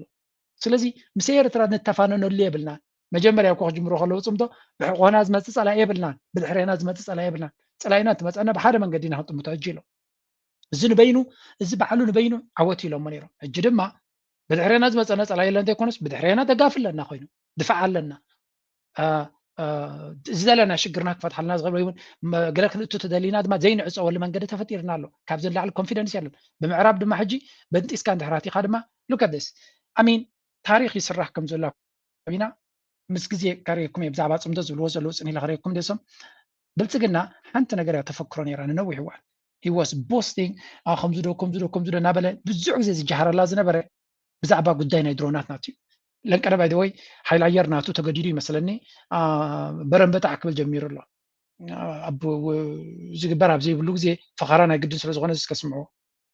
ኢትዮጵያ ዝለዓለ ድልውነት ኩናት ከም ዘለዎ ሕላው ገይሩ ኣዛዚ ሓይሊ ኣየር ኢትዮጵያ ሌተናል ጀነራል ይልማ መርዳሳ ንሉዓላውነት ድሕነት ኢትዮጵያ ንምፍትታን ኣብ ልዕሊ ዝንቀሳቐሱ ብፍሉይ ብቕዓትን ምምጋዝ ዝኽእል ሓይሊ ኮይኑ ከም ዘሎ ሓቢሩ እቲ ሓይሊ ኣየር ቀፃሊ ወፍርታት ብዝምልከት መሪሕነቱ ኣባላቱ ናይ ተሓድሶ ምሃብ ኣፍልጦ ስነ-ስርዓት ተካይድሎም ኣብ ከተማ ድሬዳዋ ኣብ ዝርከብ ዋና ቤት ፅሕፈት ሓይሊ እዚ ብድሮናትን ብሞደርናይዝ ዝኾነ ሓይሊ ኣየርን ብገለም መወዳድርቲ የብልና እናበለ ጠራራራራራዕ ክብል ምክንያቱ እዚ ሓይሊ ኣየር ናይ ኢትዮጵያ ስለምንታይ ይፍክር ነይሩ ትፈልጡ ዶ ሓደ ነገር ይደፈክሮ ነይሩ ምክንያቱ ብኣየር ዝገጥሞ ፀላኢ ስለ ዘይነበሮ ኩላቶም ኣብ ውሽጢ ዓዲ ኮይኖም ናይ ደገ ዕሱባት እዮም ናይ ደገ ሓገዝ እዮም ዝብሎ ናይ ደገ ሓገዝ ዘለዎም ቀደም ድሮናት ገይሮም በግ መበልኳ ነይሮም ናይ ደገ ደገፍ ስለ ዘይብሎም ጀንዊን ካብ ዓዶም ዝተበገሱ ካብታ ናትካ ብረትን ብሬንን ካብታ ናትካ ዶሽካን ወሲዶም ዝዋጉኻ ከም ዘለው ድሮን ሒዝካ ክማርኹ ነቶም ኣብ ግንባር ዝመፁ ዘለዉ ሰራዊት ድሮን ሒዞም ስለዘይመፁ ክማርኽዎ ኣይከኣሉን ስለዚ ድሮን ኣይሓዙን ናይ ደገ ሓገዝ ከም ዘይብሎም በዚኻ ትፈልጥ ናይ ደገ ሓገዝ ዘሎ ዳዕመ ሰሪዕ ድዩ ናይ ደገ ሓገዝ ዘሎ ሑቲ ድዩ ናይ ደገ ሓገዝ ዘሎ ካል ድዩ ክንምንታይ ድሮናት ሒዞም ኣለው ይርዮም ኣለው ኢትዮጵያ ዘሎ ግን ናይ ደገ ሓገዝ ከም ዘይብሉ ዝኣክል ጭብጥ ኣሎ but now things have changed እዚ ኩሉ በረንበጣዕ ዝግበር ዝነበረ ሕጂ ካል ነገር እዩ ኢንፋክት ሓንቲ ቪድዮ ወፂ ኣላ ምስ ግዜ ንሓቅነታ ቀሲና ክንረጋግፃ ኢና ግን ለንቀነ ብብዙሕ መንገዲ ሰምዓ ስለ ዘለዎ ከበኩም እየ ዝተኸሽፈ ማለት እዩ ናይ ብልፅግና እዩ ዝኸውን ዘሎ ኣብ ከባቢ ጮቢበር እዩ ዝኸውን ዘሎ ማለት እዩ ምናልባት ሕልፍ እናበልና ናብቶም ወተሃደራቶም እቲ ቦታ ንባዕሉ ክሳብ ክንደይ ገዛእ ቦታታት ምዃኑ ተሒዞሞ ዘለዉ ማለት እዩ ኣብ ሕጂ ድፍዖም ናታቶም ኣፅዋር ገለ እንታይ ይብሉ ኣለዉ ብዙሕ ሚድያታት ዝገልፅዎ ዘለዉ ፅን ኢሎም ቪድዮን ክበኩም መረጋገፂ ናይ ፀረ ድሮናት ንመጥቃዕቲ ዘካይዳ ናይ ሓፀርቲ ስለያዊ ሓበሬታ ክወዛ ዝኽእላ ድሮናት መጥቃዕቲ ከካይዳ ዝኽእላ ድሮናት ዓበይቲ ብኤማት ሒዙ ከም ዘሎ ናይ ትግራይ ሓይሊ TDF ማለት እዩ ብዘረባ ዘይኮነ ብተግባር ኣባይታ ርኢ ኣሎ I think ብልፅግና ናይ ብሓቂ ዘሰንብት ኩነታት ተፈጢርዎ ኣሎ እንተተባሃለ ምግናን ዘድልዮ ኣይኮነ there is no exaggeration here in fact ነተን ካልኦት ቪድዮታት ኩሎም በብሓደ ክሳብ ዘምፃልኩም እታ ሓንቲ ኣባይታ ሪእናዮ ዘለና I'm going to show you ነቲ ናይ ድሮን መከላኸሊ አይረንኩም ከም غيرنا so እዚ ሓደ ካብቲ ኣብ ቴክኖሎጂ ኣብዚ ዘርእዩና ዘለው እዮም ብምሉእ እቲ ዘለዎ ማፅዋዕ ድማ ኣብቲ ኩናት ተጠቂሞምሉ ንብልፅግና ክሳዕ ክንደይ ከም ዝረበሽዎ እዩ ዝንገር I can show you this ኣብ ተፈላለየ ኣጋጣሚ ከርእየኩም ክፍትን እየ ምክንያቱ እቲ ዘሎ ኩነታት ኣፅዋራት ሒዞሞ ዘለው ኣዝዩ ኣገዳሲ እዩ ንኣብነት እንታይ ይብሉ ኣለው ትግራይ ሚሊተሪ is back in possession of artillery መዳፍዓት ማለት እዩ anti-aircraft guns ፀረ ነፈርቲ guided anti-tank missiles ሚሳይላት ፀረ ታንክ ዝኾነ ጋይድድ ዝኾነ ዕላሙ ካርብ ዝኽእል ማለት እዩ ሞርታራት it has added drones and jammers ድሮናትን ጃመርስ ነቶም ድሮናት ጃም ክገብሩ ዝኽእሉ ድማ air defense and EV systems have not been seen ካልኦት ድማ ቶም ለና ዝብልዎ ዘይረኣይዎ ድማ ኣለዎም ይብሉ ኣለዉ እዚ ኣብዚ ኩናት እዚ ብዘረባ ዘይኮነ ኣብ ተግባር ዝተረኣየ ማለት እዩ እታ ዝበለፀት ኩሉ ትኻሊ ዘረባት ሃዲዲ ፈቐራ ይገለገለ ክትብል ትኽእል ኢኻ ኦኬ ኣብ ውግእ ፈቐራ ዘሎ እዩ ወላ ሓንቲ ብረት ጥራይ ጌርካ ፕሮፓጋንዳዊ ክትገብር ትኽእል ኢኻ ፅቡቅ ድማ ፕሮፓጋንዳ is part of the war warfare ድማ ኣብ ባይታ ዘይኮነ ኣብ ናራቲቭን ስለ ትዋግኡ እዚኣ ሕጂ ብዚኣ ከርእየና ፀንሐ ግን ሕጂ ዝመፅእ ዘሎ ዝዓበየ ኩናት ብልፅግና ኣበይ ዓስኪሩ ከም ዘሎ ዘርኢ ሓበሬታ ኢና ንርኢ ዘለና እቲ ናይ ስለያ ድሮንስ ዝበሃላ ዓበይቲ ነቲ ናይ ፀላኢ ቦታታት ብቐረባ ስኢሉ ድፍዓቶም እንታይ ይመስል ኣበይ ዓሪዶም ኣለዉ ከመይ ኢሎም ኣለዉ ዘርኢ ማለት እዩ እዚ እቲ ስለያ እቲ ዝበለፀ እዚ ናይ ድሮና ቴክኖሎጂ ኣበይ ዝሕግዘካ ዝበሃል ኣብዚ ነዚ ስለያዊ ሓበሬታ እዚ ክትረኽቦ ቀደም ናትካ ስለያ ሂወት ክኸፍልሉ ክኽእሉ ኣለዎ ሂወት ዘኽፍል ሓበሬታ ስራሕ ክሰርሕሎም ሎሚ ቴክኖሎጂ ጥራይ ሰዲድካ ፕሪሳይዝ ዝኾነ ስእልታት ወሲድካ ፀላኢኻ ኣበይ ዓሪድሎ ክትፈልጥ ትኽእል እዚ ማለት ግን ፀላኢኻ እውን ከምኡ ክገብር ተኽእሎታት ኣለዎ ማለት እዩ ስኻ ጥራይ ኮንካ ነዚ ኣድቫንቴጅ ኣለካ ስለዚ ብቐረባ ነቲ ናይ ፀላኢ ቦታታት ብድሮን እቲ ድሮን ድማ ከይረኣይዎ ማለት እዩ ከይረኣይዎ ሰኣሎም እዩ ምክንያቱ ዝርእይዎ ኣብሲ ዓቐመለኒ ክከላኸል ክእል የደ ብላብላ ብላ ኣሎ ስለዚ ክቋፀሮ ከም ዘይክእል ዘሎ እዩ ዘርእየካ ስለዚ ብፍላይ ድማ ሓንቲ ብዚኣ ክትርድዋ ዘለኩም እቲ ኩነታት ንክልትዮም ማዕረ ይኮነን ኣብዚኣ ሓንቲ ዘረባ ኣላ ብብዝሒ ዝዛረቡላ ዘለው እዚኣ ምክሪ ምፍሳሕ ፀዊዑ ቅድሚ ወርሒ ናብ ስልጣኑ ከም ሕጂ ፋኖ እቲ ሰራዊት ናይ ኢትዮጵያ ኣብ ሓንጎሉ እንታይ ነይርዎ ንሕና ሓይሊ ኣየር ኣለና ኣፅዋር ኣለና ኩሉ ኣለና ቴክኖሎጂ ኣለና እናበሉ ስለ ዝእመንዎ ድሮናት ምሳና ኣሎ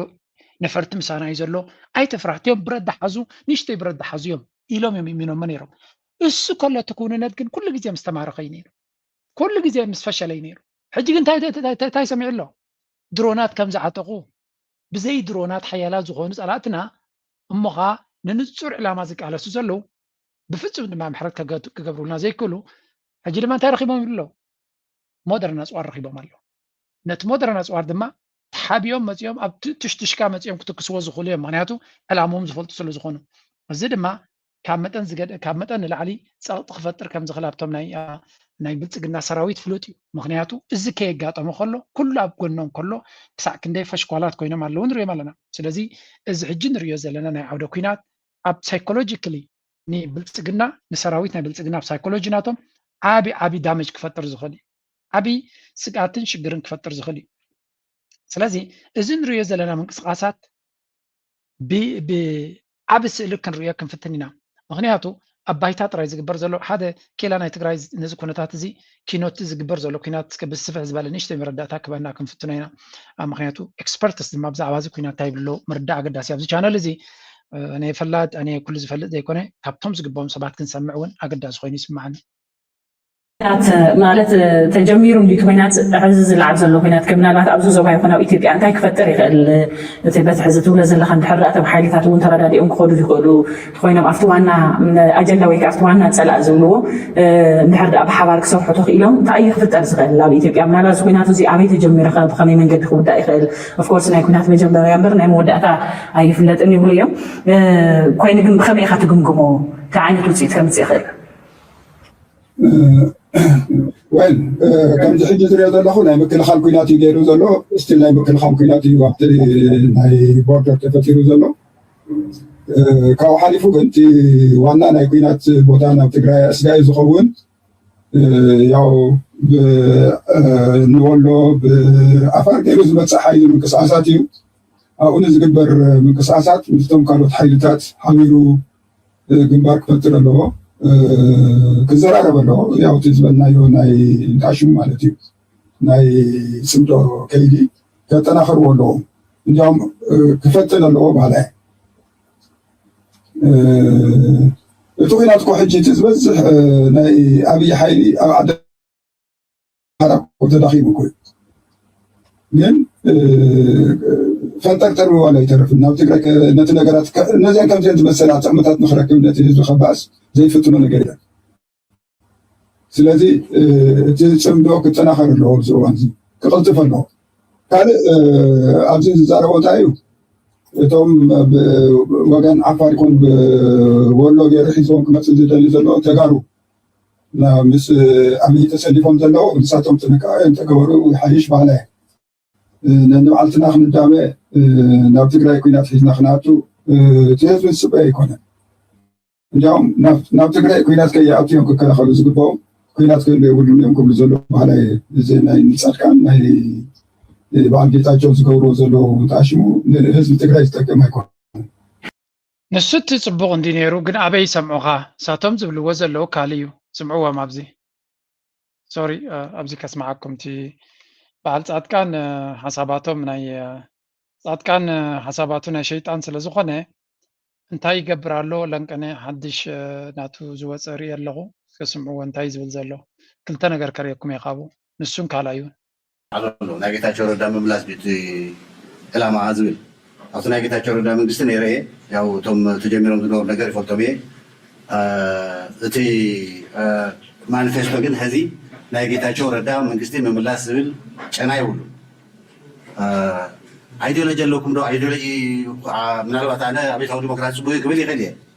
ህዝቢ ትግራይ እንተይኮትኒ ሞ ናብ ፖለቲካ ክኣቱ እንተደልየ እታ ፕሮግራም ክርእየና ይኽእል እዩ ደጀን ድማ የለን አብዮታዊ ዲሞክራሲ የድልየናን ነጊድና ኢና ክንበልዕ እንደሊ ክብለና ይኽእል እዩ ህዚ የብሉን አይዲዮሎጂ ህዚ የለን ናይ ህዚ ማኒፌስቶና ናይ ትግራይ ዓብይ ፀገም ናይ ፖለቲካ ምሕደራ ፀገም እዩ ንተፈላለዩ ፖለቲካዊ ራእያታት ዘተኣናግድ ስፔስ የብሉን ተኣነ ዝበልኩ ጥራሕ ተቐበል ዝብል እዩ ከይዱ ድማ ናብ ውስናት ጉጅለ ደዩ ከይዱ እዩ ስለዚ ህዚ ኣብዛ መጀመርያ ግዜ ናይ አይዲዮሎጂ ፅሬት ንምምፃእ ኣይኮናን ንቃለስ ዘለና አይዲዮሎጂ ይኹን ፖለቲካዊ ተሓሳስባ ኩሎም ፓርቲታት ናይ ባዕሎም ሓሳብ ኣለዎም መጀመርያ ግን ትግራይ ነድሕን ብኩናት ጠፍእ ስለ ዘላ ሰላም ጠፊኡ ስለ ዘሎ ናይ ሓደ ፓርቲ ኮምፕሊት ዲክታተርሽፕ ናይ ህዝቢ ክሪኤቲቪቲን ናይ ህዝቢ ኢኒሽቲቭን ቀትሉ ናብ ጥፋት ይወስደና ስለ ዘሎ እዚ መጀመርያ ንዕርዲ እዩ መበገስ ኢና ስለዚ እንታይ አይዲዮሎጂኩም እንተኢልና አይዲዮሎጂ ተሊካማ ኣብዚ ህዚ ኮሚኒዝም አብዮታዊ ዲሞክራሲ ዝብል አይዲዮሎጂ የብልናን ተን ፓርቲታት ናይ ባዕለን አይዲዮሎጂ ኣለወን ንሕና ግን ናይ ትግራይ ናይ ፖለቲካ ምሕደራ ነማዕራርያ ኢና ንብል ዘለና ትብል እያ ኣብታ ግን አብዮታዊ ዲሞክራሲ ካ ትኽተል ወይ እዚኣ ግበረልና እዚኣ ትግበረልና ኣብ ዝብል ደረጃ ኣይበፅሕናን ከም ትሪእዎ ዘለኹም ፃድቃን ኣብ ፖለቲካ ናይ ፖለቲካ ዲቤተር ወይ ብዛዕባ እቲ ፖለቲካ ናይቲ ኩነታት ዝዛረብ እዩ ዝመስል ኣብ ኩንነት ግን ነቲ ኩናት ዝመርሕ ዘሎ ምዃኑን ኣማኻሪ ናይቲ ኩናት ምዃኑን እዚ ኩናት እዚ ንነዊሕ እዋን ዝደልዮ ምዃኑን ኩሉ እዚ ዝግበር ዘሎ ድማ ብቐጥታ ንሱ ዝሳተፈሉ ዘሎ ንሱ ዝደፍኦ ዘሎ ምዃኑ እዩ ዝንገር ዘሎ ስለዚ እቲ ንሪኦ ዘለና ብወገን ብልፅግና ዝግበር ዘሎ ጎስጓስ ንሱን ጭፍራናቱን ብዝለዓለ ደረጃ ዝደፍእዎ ዘለው ኣብ መወዳእታ ንህወሓት ኣሰይጢንካ ነቲ ኩናት እቲ ኢትዮጵያ ከሱዳን ጋር በምትዋሰንበት ሸረሪና ተብሎ በሚጠራው አካባቢ በፌዴራል መንግስትና በትግራይ ኃይሎች መካከል ግጭት ተከስቶ ነበር። ብዙዎች ሲፈሩት በዚህ አካባቢ የተለያዩ ጽምዶች ወይ ደግሞ ቅንጅቶች ተፈጥረዋል። በእነዚህ ሲፈጠርና እንደ ዘመነ መሳፍንት እነሱ ነጋዴዎቹ ነው የሚወጡበት ጠንክረው የሚወጡበት እንጂ የሀገር ዓላማ የላቸውም። እዚኦም ኣለዎም እዚኦም ኩላቶም እናመፁ ነቲ ፅምዶ በቲ ሓደ ተሰይጥን በቲ ድማ እዚ ሕጂ ተገይሩ ዘሎ ኩናት ንዕድመ ስልጣን ናይቶም መራሕቲ ናይ ህወሓት ምዃኑ ጌርካ ሽም ክትቅይረሉ ኣለካ ሌይበል ክትገብረሉ ክትክል ኣለካ ቡ ጌርካ ድማ ኣጀንዳ ጌርካ ክትደፍኣሉ ክትክል ኣለካ ስለዚ ዴሞናይዝ ምስይጣን ንህወሓት ብዝለዓለ ደረጃ እቲ ብልፅግና ናብኡ ዝኸይድ ዘሎ ንፅምዶ ግን ብካልእ መንገዲ እውን ኣታክ ክገብርዎ ይርኢ ኣለኹ and this is actually ኣብታ ቅድሚት እውን ትንክፍ ኣቢለልኩም ነይረ ኩላታ ዝገብርዋ ዘለው እንኮላይ ንፅምዶ ምጥቃዕ ጥራይ ዘይኮነሲ ዋላ ምስ ኣሜሪካ ዝግበር ዘሎ ዲፕሎማሲዮም ክሃርሙ ጀሚሮም ዘለው ሓደ ግዜ እቲ ኣቕምኻ ዘይምፍላጥ ወይ እውን ሸብዳዕዳዕ ምባል ኣበይ ከም ዘብፅሓካ እውን ኣብዚ ክንሪኦ ንኽእል ኢና እዛ ለንቀነ ተገበረ ፅምዶ ብኸመይ ገሊፆም ኣለው መጀመርያ ነቲ ናይ ኤርትራን ናይ ትግራይን እንታይ ገይሮም መስከ እዚ ለንቀነ ዝተጀመረ ኩናት ፎልስ ፍላግ ንካልእ ኩናት ክገብርዎ ዝደልዩ ዘለው ናይ ስለያ ሓበሬታ ናይ ኢትዮጵያ ከም ዘረጋገፆ ጽምዶ ደይመደይሉ ዝገበሮ እዩ ምክንያቱ እቲ ሓቀኛ ጽምዶ ትበሃል ዘሎ ወታደራዊ መራሕቲ ናይ ኤርትራን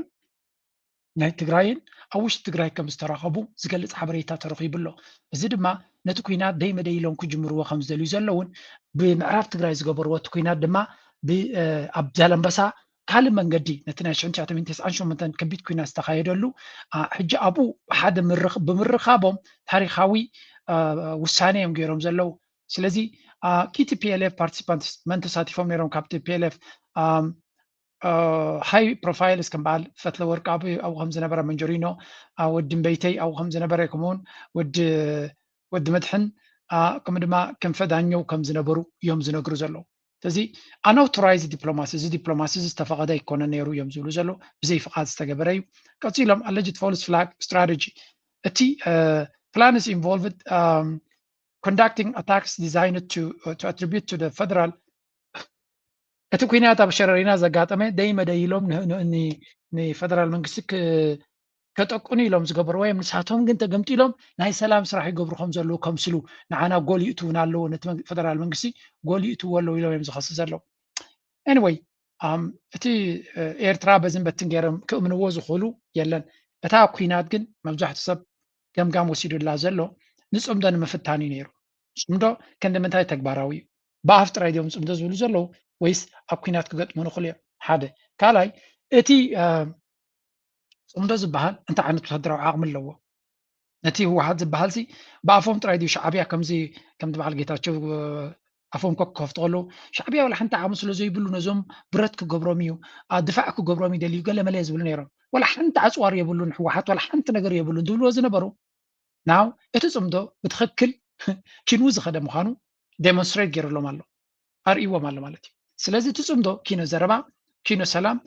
ብሓይልን ተመፂኻዮ እውን ክገጥም ዝኽእል ምዃኑ ፕሩፍ ገይሩሎም ኣሎ ስለዚ ንሳቶም ነዚ ኩነታት እዚ ከንብቦ ጀሚሮም ኣለዉ እቲ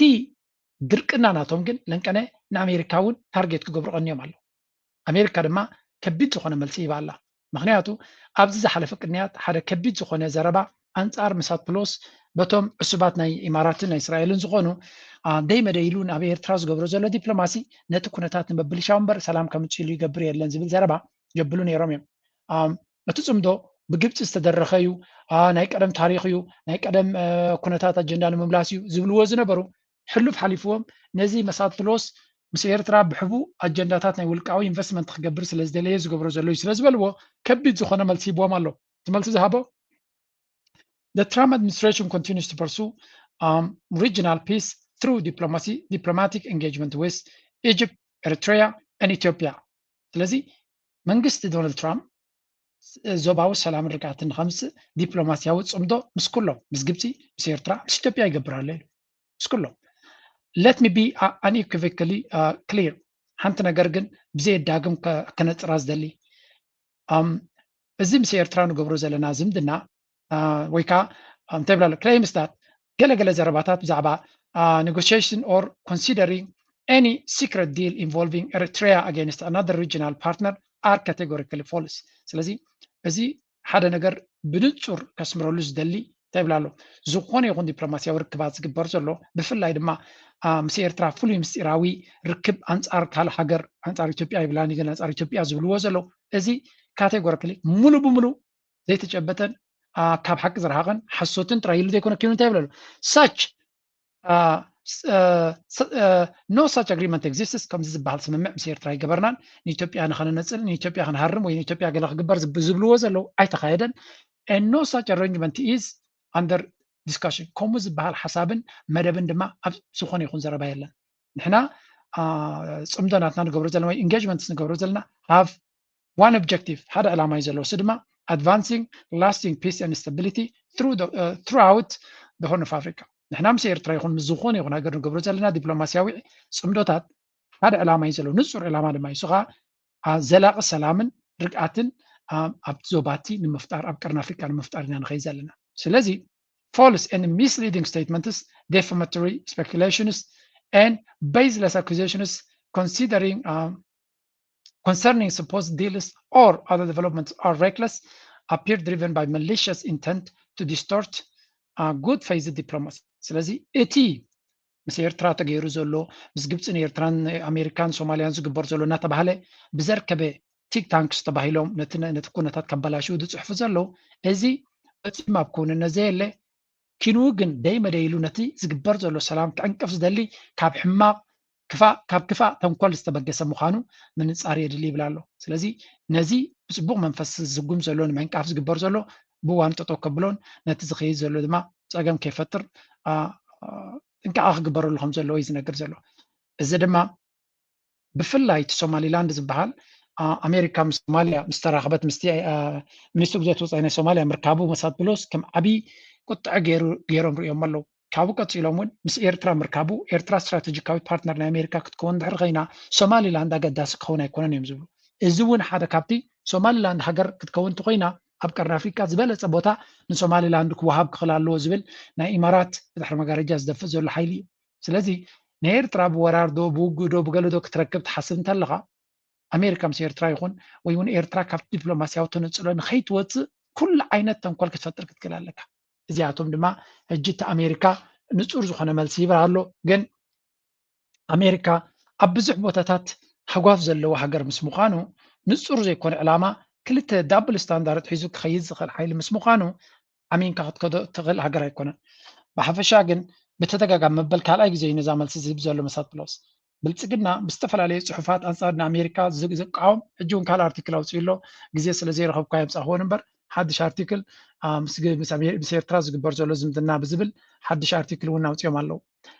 ካልእ ቀንዲ ናይዚ ኩሉ ዝደፍእ ዘሎ ናብ ማእከላይ ምብራቅ ዘሎ ኩነታት ክንርክብ ፍትና because there is this story ምናልባት ትከታተልዎ የለኹምን እምበር ተቐንዲ ኣገዳሲ ኣብዚ ካልእ ኩነታት እውን ክንርኢ ኢና of growing beyond its original front lines. The West Asia conflict is now doing just that. What began as a confrontation between three countries is now impacting airports, shipping lanes and civilians across the wider region.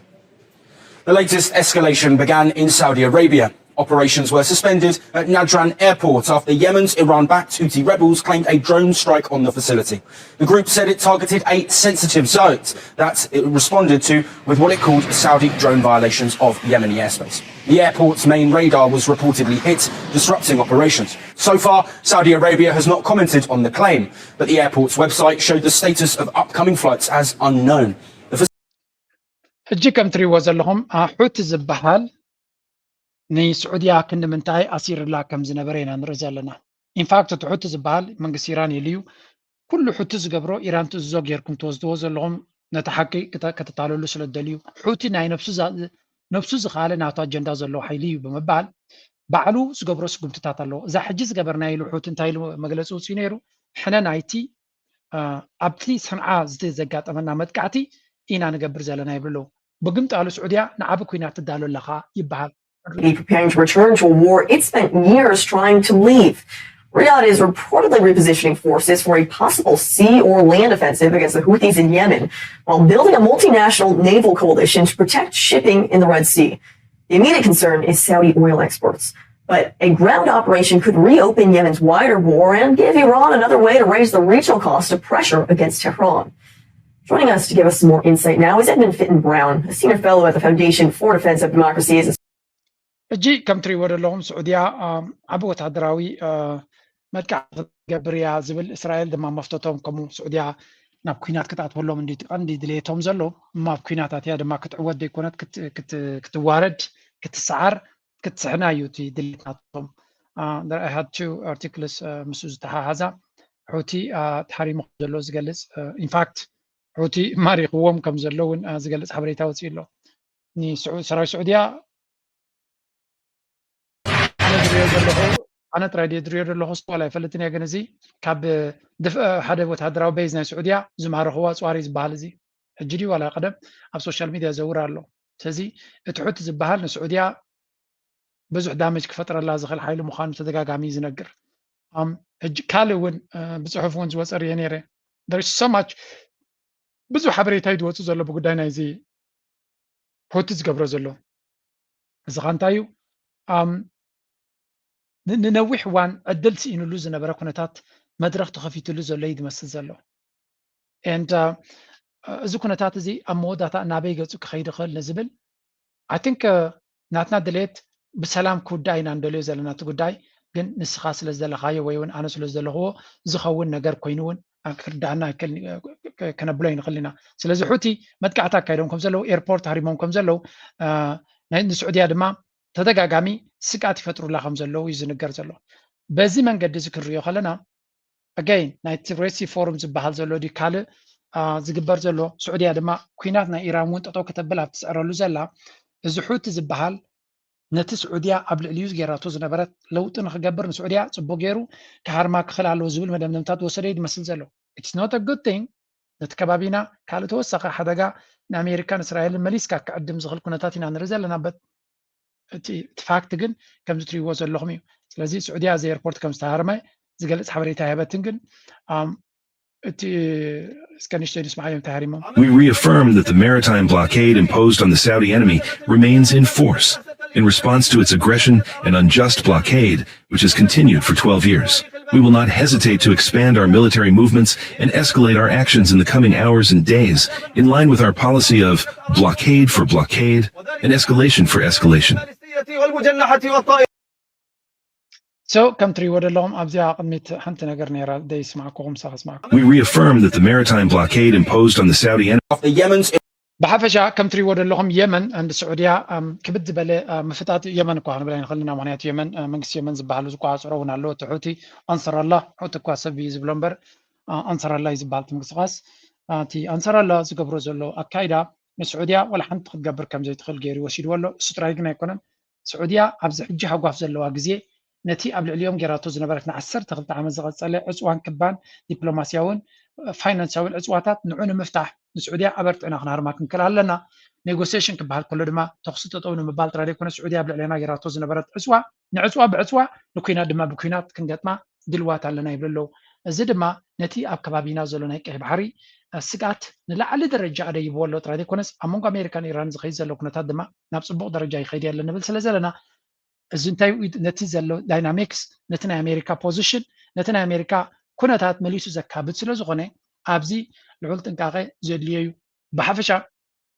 ንኤርትራ ዝበለፀ ዕድል እዩ ሓቂ ንምዝራብ ኩናት ስለ ዝመፀና ንረብሕ ካብ ኩናት ኣፅዋር ሸይጥና ንረብሕ ሃገር ኣይኮናን ግን እዚ ከባቢ እዚ ሰላም ኣለዎ ክበሃል ከሎ ብዋጋ ናይ ኤርትራ እዩ ነይሩ ንኤርትራ ወላ ሓንቲ ከምዘይ ትገብር ዓፂኻ እቲ ካልእ ኩሉ ኖርማል ከም ዝነብር እዩ ነይሩ ኣብዚ እዋን እዚ ኣብ ልዕሊ ኤርትራ ዋላ ለውጢ እንተደየለ እቲ ፀገም ግን ከምዚ ሕቲ ንዘለኣለም ተዓፅዩ 12 ዓመታት ተዓፅዩ እቶም ካልኦት ግን ምቾት ይነብሩ ነይሮም ሕጂ ኩልካ ትልኮት ካኢልዎም ኣሎስ ስለዚ ዳርጋ ፀገም ናይ ኤርትራ ሕቲ ኢንዳይሬክትሊ ሲ ንኤርትራ ሲ ካብቲ ዝነበረታ ኣፅዋን ገለን ከይፈተወት ከም ትፍታሕ እዩ ዝገብራ ዘሎ ኢኻ ከምዚ ብዝኾነ ይኹን ገበን ተኣሲርካ ነርካ ወይ እውን ብዘይገበርካዮ ገበን ተኣሲርካ ነርካ ሲ ኣጋጣሚ ቃልሲ ዝነበረ ኣብቲ ዓዲ ከባቢኻ ነቲ እስር ቤት ወይ ካ ስርዓት ምስ ቀየርዎ ንኣብነት ደርጊ ምስ ወደቐ ብዘይ ዝኾነ ይኹን ተኣሲሮም ዝነበሩ ሰባት ብዙሓት ተፈቲሖም እዮም ልክዕ ከምኡ ድማ ነቲ ኩነታት ግልህልህ ዘብሎ ዘሎ ሕቲ ሓቂ ንምዝራብ ነቲ ኩነታት ይቕይሮ ኣሎ እዩ እዚ ማለት ግን ኤርትራ ሕቲ መፍትሒ የምፃኣላ ኣሎ ንብል ኣለና ኤርትራ ኩነታታ ስና ነኺሳ ትኸይድ ስለ ዝፀንሐት እዩ እቲ ኩነታት ዋላ ሕጂ ተዋጊኣ ትስዕሮ እንተደየላ እቲ ኩነታት ዝፈጥሮ ዘሎ ግን ንኤርትራ በቲ ዝተኸዶ ዝነበረት ኣካይዳ መሊሳ ደልዲላ ንክትከይድ ዕድል ይፈጥረላ ኣሎ ይግዳስ እዚ ኩነታት ግን ከበሮ ሓምሓም ሒዝ ከበሮ ትሃርመሉን ትሕጎሰሉን ኣይኮነን ብኩሉ መንገዲ ቨሪ ሰንሲቲቭ ኣዝዩ ረቂቕን ቀልጢፉ ክላባዕ ዝኽእልን ሲቹዌሽን ኢና ንርኢ ዘለና ካልእ ቀደም ደይ ወፅእ ዝነበረ ሓደ ኣርቲክል ወፅኡ ለለንቀነ ሚን ብዙሕ ግዜ ዝረብ ነይሩ ግን እቲ እዞም ሚድያታት እዚኣቶም እንታይ ሓሲቦም እዮም ዘውፅዎ ዘለው ናይ ጥዕና ድዩ ኢለ ብዙሕ ግዜ ዝሓስብ ዘለኳነ ምክንያቱ ሓንቲ ኣርቲክል ሲ ናይ ኢማራት ምስፍሕፋሕ ኢምፔሪያሊዝም ዝብል ሓደ ዓብይ ናይ ኣሜሪካ መፅሄት ፋይናንሻል ታይምስ ዝበሃል ኣውፅኡ ኣሎ ኢማራት ድማ ብጣዕሚ ኣይተዋሕጠትሎም እዛ ዘረባ እዚኣ ኣው ብኸመይ መንገዲ ንዓና ከምዚ ኢልና ክንክሰስ ንኽእል ንሕና ጥራይ ዲና ከምኡ ንገብር ዘለና ኢሎም ከጉርዕዮም ጀሚሮም ዘሎ ኣሜሪካ ናይ ኢንቨስትመንት ተባሂሉ ዝግበር ዘሎ ሓሳባት ናይ ኢማራት ናብ መግዛእቲ ዝፀረየ ኣካይዳ እምበር ካልእ ናይ ቁጠባ ኩነታት ኣይተረኣዩን እዮም ዝብሉ ዘለዉ ስለዚ እዚ ጉዳይ ናይ ኢማራት ኣካይዳ በዚ ብኣርቲክልስ ብዙሕ ኣንፃር ኢማራት ክፅሓፍ ከሎ ካልእ ኣርቲክል ድማ ሕጂ እንታይ ዝብል ወፂኡ ኣሎ ካልእ ግዜ ከምፃልኩም እየ ሜይቢ ኢማራት ኣኽሪ መሓጣ ተበፂሓ ዝብልካ ሓደ ሚድል ኢስት ኣይ ዝበሃል ድማ ወፂኡ ኣሎ ምናልባት ዚ ኩናት ናይ ኢራን ንኢማራት ነቲ መስፍሕፋሕ ናይ ኢራን ኣብ ናይ መወዳእታ ስቴጅ ዘብፅሖ ይመስል እሱ እውን ከም ተኽእሎታት ገይሮም እዮም ዝዛረብሉ ዘለዉ ስለዚ ሜቢ ዲስ ኣር ኦል ሜቢስ ግን ካብ ዚሮ ዝተበገሰ ሜቢ ድማ ኣይኮነ ሜቢ there is something ኣብዚ ከጋጥም ዝኽእል ማለት እዩ እዚ ቅልጡፍ ዕቤትን ልዑል ደረጃ ትዕቢት ዝመልኦ ኣካይዳ ናይ ኢማራት ዝነበረ ዳርጋ ናይ መወዳእታ ስቴጅ ዝበፅሐ ይመስል እዮም ዝብሉ ዘለዉ ናይ ዳዕመ ሰሪዕ ቅልጡፍ ዝኾነ ምውዳቕ ወይ እውን ኮይኑ ዝወጥቀ ዘሎ ክትርኢ ከለኻ ብልፅግና ድማ ብዓብዪ ሕጂ ወሪድዎ ዘሎ ሽግር ኣብ የመን ተፀፊዑ ምውፅኡ እቲ ኢማራት ካልኣይ ድማ ኩሉ እቲ ዘለኒ ዲፕሎማስን ወታደራውን ቁጠባውን ዓቕሚ ንዝኾነ ይኹን ፀገማት ናይ ኢራን እውን ከስግረኒ ይኽእል እዩ ዝብሎ ዝነበረ ግን ሓቂ ዘይኮነ ኩሎም እዚኦም ደሚርካ እንተሪእኻዮም ኢማራት ዝገበረቶ ካልኩሌሽንስ ዳርጋ ናብ ሓደጋ ድወስዳ እምበር ናብ ፅቡቅ ይወስዳ የለን ብወገን ሱዳን ድማ ናይ መወዳእታ በዚያ ጌርና እውን ክንዛዝማ ንኽእል ኣብ ኣሜሪካ 21 ሰነተርስ ናይ ኣሜሪካ እርጅ ንማርኮ ሩቢዮ ነቲ ሚኒስትር ግዛት ወፃኢናቶ ማለት እዩ to halt arms sales to the UAE over its support to the rapid support militia as Al Ubaid faces atrocity threats ስለዚ 21 ሰነተርስ ናይ ኣሜሪካ ንሚኒስትር ግዛት ወፃኢ ናይ ኣሜሪካ ስቴት ዲፓርትመንት ፀቕጢ ይገብርሉ ኣለዉ ኣብ ልዕሊ ኢማራት እገዳ ንክግበር ለንቀነ ጥራይሲ ክንደይ ኣርቲክል ወፂኡ ኣሎ ክንደይ ኣርቲክል መንግስቲ ኣሜሪካ ስለምንታይ ንፁር ዕላማ ኣንፃር ናይ ኢማራት ክወስድ ዘይክእል ዘሎ why are they looking this ነዚ እናረኣዩ ሸለል ኢሎም ዝኸዱ ዘለዉ ስለምንታይ እዩ እንታይ ክሳብ ዝኸውን እዮም ዝፅበዩ ዘለዉ ዝብል ዘረባ ብብዝሒ ንሰማዕ ኣለና and this is very interesting ኣገዳሲ ነገር እውን ኮይኑ ረኺበ ያነ ምክንያቱ ብቐሊሉ እውን ክትሪኦ ትኽእል ነገር ኣይኮነን anyway long story short እዚ ንሪኦ ዘለና ጉዳይ ናበይ ከብል ይኽእል እንታይ ክኸውን ይኽእል ንግዜ ክንገጥፎ ኢና ግን ቀልጢፉ ዝቀያየር ዘሎ ንዞባና ድማ ዓብዪ ለውጢ ክፈጥረሉ ዝኽእል ኩነታት ናይ ዞባና ኢና ንርኢ ዘለና ስለዚ እቲ ኢማራት ዝበሃል ብልፅግና ብጠጠው እናበኽበኸ ዝኸይ ዘሎ ስርዓት ኢና ንርኢ ዘለና ብጠጠው ናይ ምብኽባኽ ፀገም ጥራይ ደይኮነ ከዓ ኪኑ ዝሰገረ እንታይ ንርኢ ኣለና እቲ ኩነታት ናይ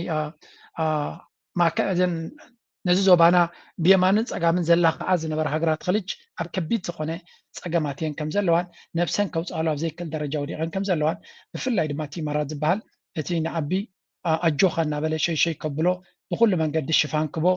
ኣፅዋር ክዕጥቆ ካልእን ገለ ክገብረሉ ዝኽእል ዝነበረ ንባዕሉ እውን ክብድ ዝበለ ብድሆ መፅይዎ ስለ ዘሎ እዚ ከቢድ እዩ ስለዚ ንኣብነት ስዑድያ ንኤርትራ ትድግፎ ነይራ እንድያ ገለ ዝብል ኣሎ ስዑድያ እንታይ ደግፋቶ ንኤርትራ ዲፕሎማስያዊ እያ ወታደራዊ ግን ንኤርትራ ሓለፋ ገይራት እንታይ ዝብሉ ስለ ዝርእ ይመስልኩም ኢማራት ተኸይዳ እኮ ስዑድያ እውን ከይዳ ኣላ ይብሉ ኤርትራ ካብ ስዑድያ ዝረኸበቶ ፍሉይ ወታደራዊ ዓቕሚ ይረኣና እጂ እንታይ ማለት እዩ ኩለን እተን ሃገራት ኸሊጅ ካብቲ ዞባና እንተወፅአን ኤርትራ ትረብሕ እዚኣ ፅቡቅ ጌርና ክንርዳእ ኣለና እዘን ሃገራት ኸሊጅ ብሙለን ዓቕመን ተፀንቂቑ በዚ ሕጂ ዘሎ ኩነታት ካብ ቀርኒ ኣፍሪካ ኢደን ስሒበን ተወፅአን መን እዩ ዝረብሕ ኤርትራ ምክንያቱ ኤርትራ ኣብ ኣተን ዝተመርኮሰ ኣካይዳ ይነበራን ብካልእ ዘረርባ ኤርትራ ትኸስሮ ነገር ውሑድ እዩ እተን ካልኦት ሃገራት ግን ኩሉ እዚ ሕማቕ ኣጀንዳታት ኣብ ከባቢና ዘሎ ሱዳን በሎ ሶማልያ በሎ ሱዳን ኢትዮጵያ በሎ ወላ እውን ነተን ካልኦት ሃገራት ሰንትራል ኣፍሪካን ሪፓብሊክ በሎ ደቡብ ሱዳን በሎ ከምኡውን ቻድ ኩሎም እዚኣቶም ሊብያ ብሃገራት ኸሊጅ ብዙሕ ዕግርግር ወሪድዎን ዘሎ ሃገራት እየን ስለዚ እዚ ጉዳይ እዚ እዘን ሃገራት ኸሊጅ ኣብ ጉዳየን ኣተኪረን እንተኸይደን ነቲ ከባቢና ፅቡቅ ክኸውን ዳ እምበር ሕማቅ ክኸውን ዝኽእል እዩ ክንብል ኣይንኽእል ኢና ሶ ኣገይን ኩሉ ነገር እናተሓስከያ እንተኸይድካ ጥራይ ፅቡቅ ስእሊ ክበካ ዝኽእል ናው ኔክስት ሙቭ ናይ ብልፅግና እንታይ ክኸውን ይኽእል ንምባል ኣብቲ ሚድያታት ናቱ ብትኳር ሓይሽ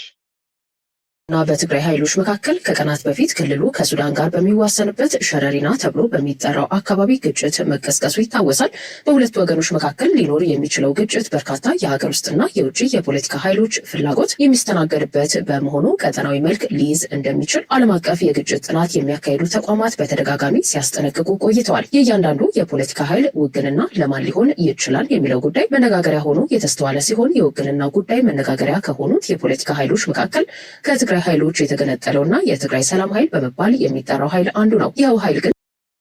ሓረካብቲ ንተጋሩ ብልጽግና እዚ ሓደገኛ ስለዝኾነ ንሓትሕዶም ከባልዖም ከም ዝኾነ ፍሉጥ እዩ። መንግስቲ ትግራይ ድማ ነዚ ኩነታት ርዩ ኢትኩም ብረትኩም ከተውርዱ ኢሉ ሓቲትዎም ኣሎ ነዚኦም ኣብ ምስ ብልጽግና ኣስኪሮም ዘለው TPF ዝብለዎም ዘለው ሓይሊ ሰላም ደወላ ገለ ሓራመሬት ዝበሃሉ ዝነበሩ ነዚያቶም ኢትኩም ክትብለኩም ኣብ ኩናታት ሕድን ደማዊ ኩናት ኣሕዋትን ከይትፈጥሩ ብምባል መንግስቲ ትግራይ መግለፂ ኣውፂኡሎም ኣሎ። ምክንያቱ ኣብይ ኣሕመድ ካብ ማንም ነገር ድሕር ክብል ዝኽእል ኣይኮነን ንስልጣኑ ከናውሕ እዩ ካብ ዝበሎ። ስለዚ ኣገይን ተጋሩ ነዛ ጉዳይ እዚኣ ለቢሞም ክርእይዋ ክኽእሉ ኣለዎም። ተዘየለ እዚ ሰብኣይ መፃወቲ ሸራፋት ክገብሮም እዩ። እቶም ሓደ እኳ ኦልሬዲ ክልብሙ ዝኽእሉ ኣይመስለኒ እቲ ናይ ምልባም ሰዓታት ሓሊፍዎም እዩ። ግን ኢትስ ሪሊ እዛ ጉዳይ እዚኣ ጥንቃቐ ዘድልያ ኮይኑ ይስምዓኒ። ምክንያቱ ኣብ መወዳእታ ንኣብ ናይ ሓትሕት ኩናት እዩ ነዚ ህዝቢ እዚ ሕማቕ ታሪክ ክሸሞ ኣብ ሕማቕ ፀገም ክእትዎ ይደሊ ከም ዘሎ ርዱእ ኮይኑ ኣሎ ኣብዚ እዋን ንሪኦ ዘለና። ስለዚ ኣጋይን ኣይ ኣም ጀስት ስቲል ነቲ ኩነታት ብኩሉ እናረኣኽዎ ዝኸይድ ዘለኹ ኣብዘን ቀረባ መዓልትታት እንታይ ንሰምዕ ንኸውን ንግዜኩም ገጥፈይና ኮይኑ ተሪፉ ግን እቲ ናይ ትግራይ ሓይሊ ብተደጋጋሚ ንመኸተ ድልውነቱ እዩ ዘረጋግፅ ዘሎ። ሓፂርን ናይ ማእኸላይ ናይ ነዊሕን ትልም ብምውፃእ ህዝቢ ትግራይ ካብ ምድረገጽ ንምጽናት ኣብ ኩሉ ክገብርዎ ዝግብኦም እናገበሩ ይርከቡ ኣለዉ። መሬት ትግራይ ወሪሮም ኣብኡ ዝነበረ ህዝቢ ካብ መሬቱን ካብ መረቦቱን ተፈናቂሉ ኣደዳ ኣውፍዮም ከም ዝረኸበ ይከላኸል ይኽእል። ብዙሕ ናይ መኸተ ወይ እውን ኩናት ድልውነት ከም ዘለዎም ከምዚ ቪድዮታት ካብ ትግራይ ብብዝሒ ኣብ ሶሻል ሚድያ ዝወፅእ ዘሎ ሕጂ እውን መግለፂ ሓደ ካብቲ ናይ ኦፊሻል ሚድያ ናቶም ዝተዋህበ እዋናዊ ሓበሬታ ዕሱብ ሰራዊት ስርዓት ብልጽግና ምስ ዕጡቃት መሐመድ ሓምዳን ደጋሎን RSF ካብ ዝተፈላለዩ ከባቢታት ብኣስገዳድ ዝኣከቦም ምልሻታትን ካልኦት ዕጡቃትን ሒዙ ብዕለት 25 ሓምለ 2018 ዓ.ም ኣብ ዞባ ምዕራብ ትግራይ ብኣንፈት ሸረሪና ኣብ ልዕሊ ሰራዊትና መጠነ ሰፊሕ መጥቃዕቲ ምኽፋቱ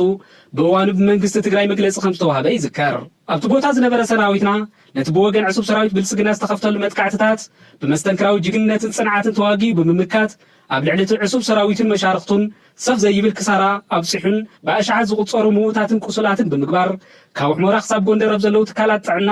ብውግኣት ዝተጨናነቑሉ ኩነታት ተፈጢሩ እዩ። ሕዚ እውን ኣብዚ ከባቢ ዝርከብ ሰራዊትና ነቲ ልሙድ ናይ ዓወትን ጅግንነትን ታሪክ ፈፂሙ ንቐጻሊ ተልእኹኡን ዝበለፀ ዓወት ንምርግጋጽ ቁመኑን ኣቀማምጡን ኣመዓራርዩ ድሉው ኮይኑ ይርከብ። ብወገን ጀኖሳይዳዊ ስርዓት ብልጽግና ነቲ ዝገጠሞ ዘይገመቶን ዘይተጸበዮ ስዕረት ንምሽፋንን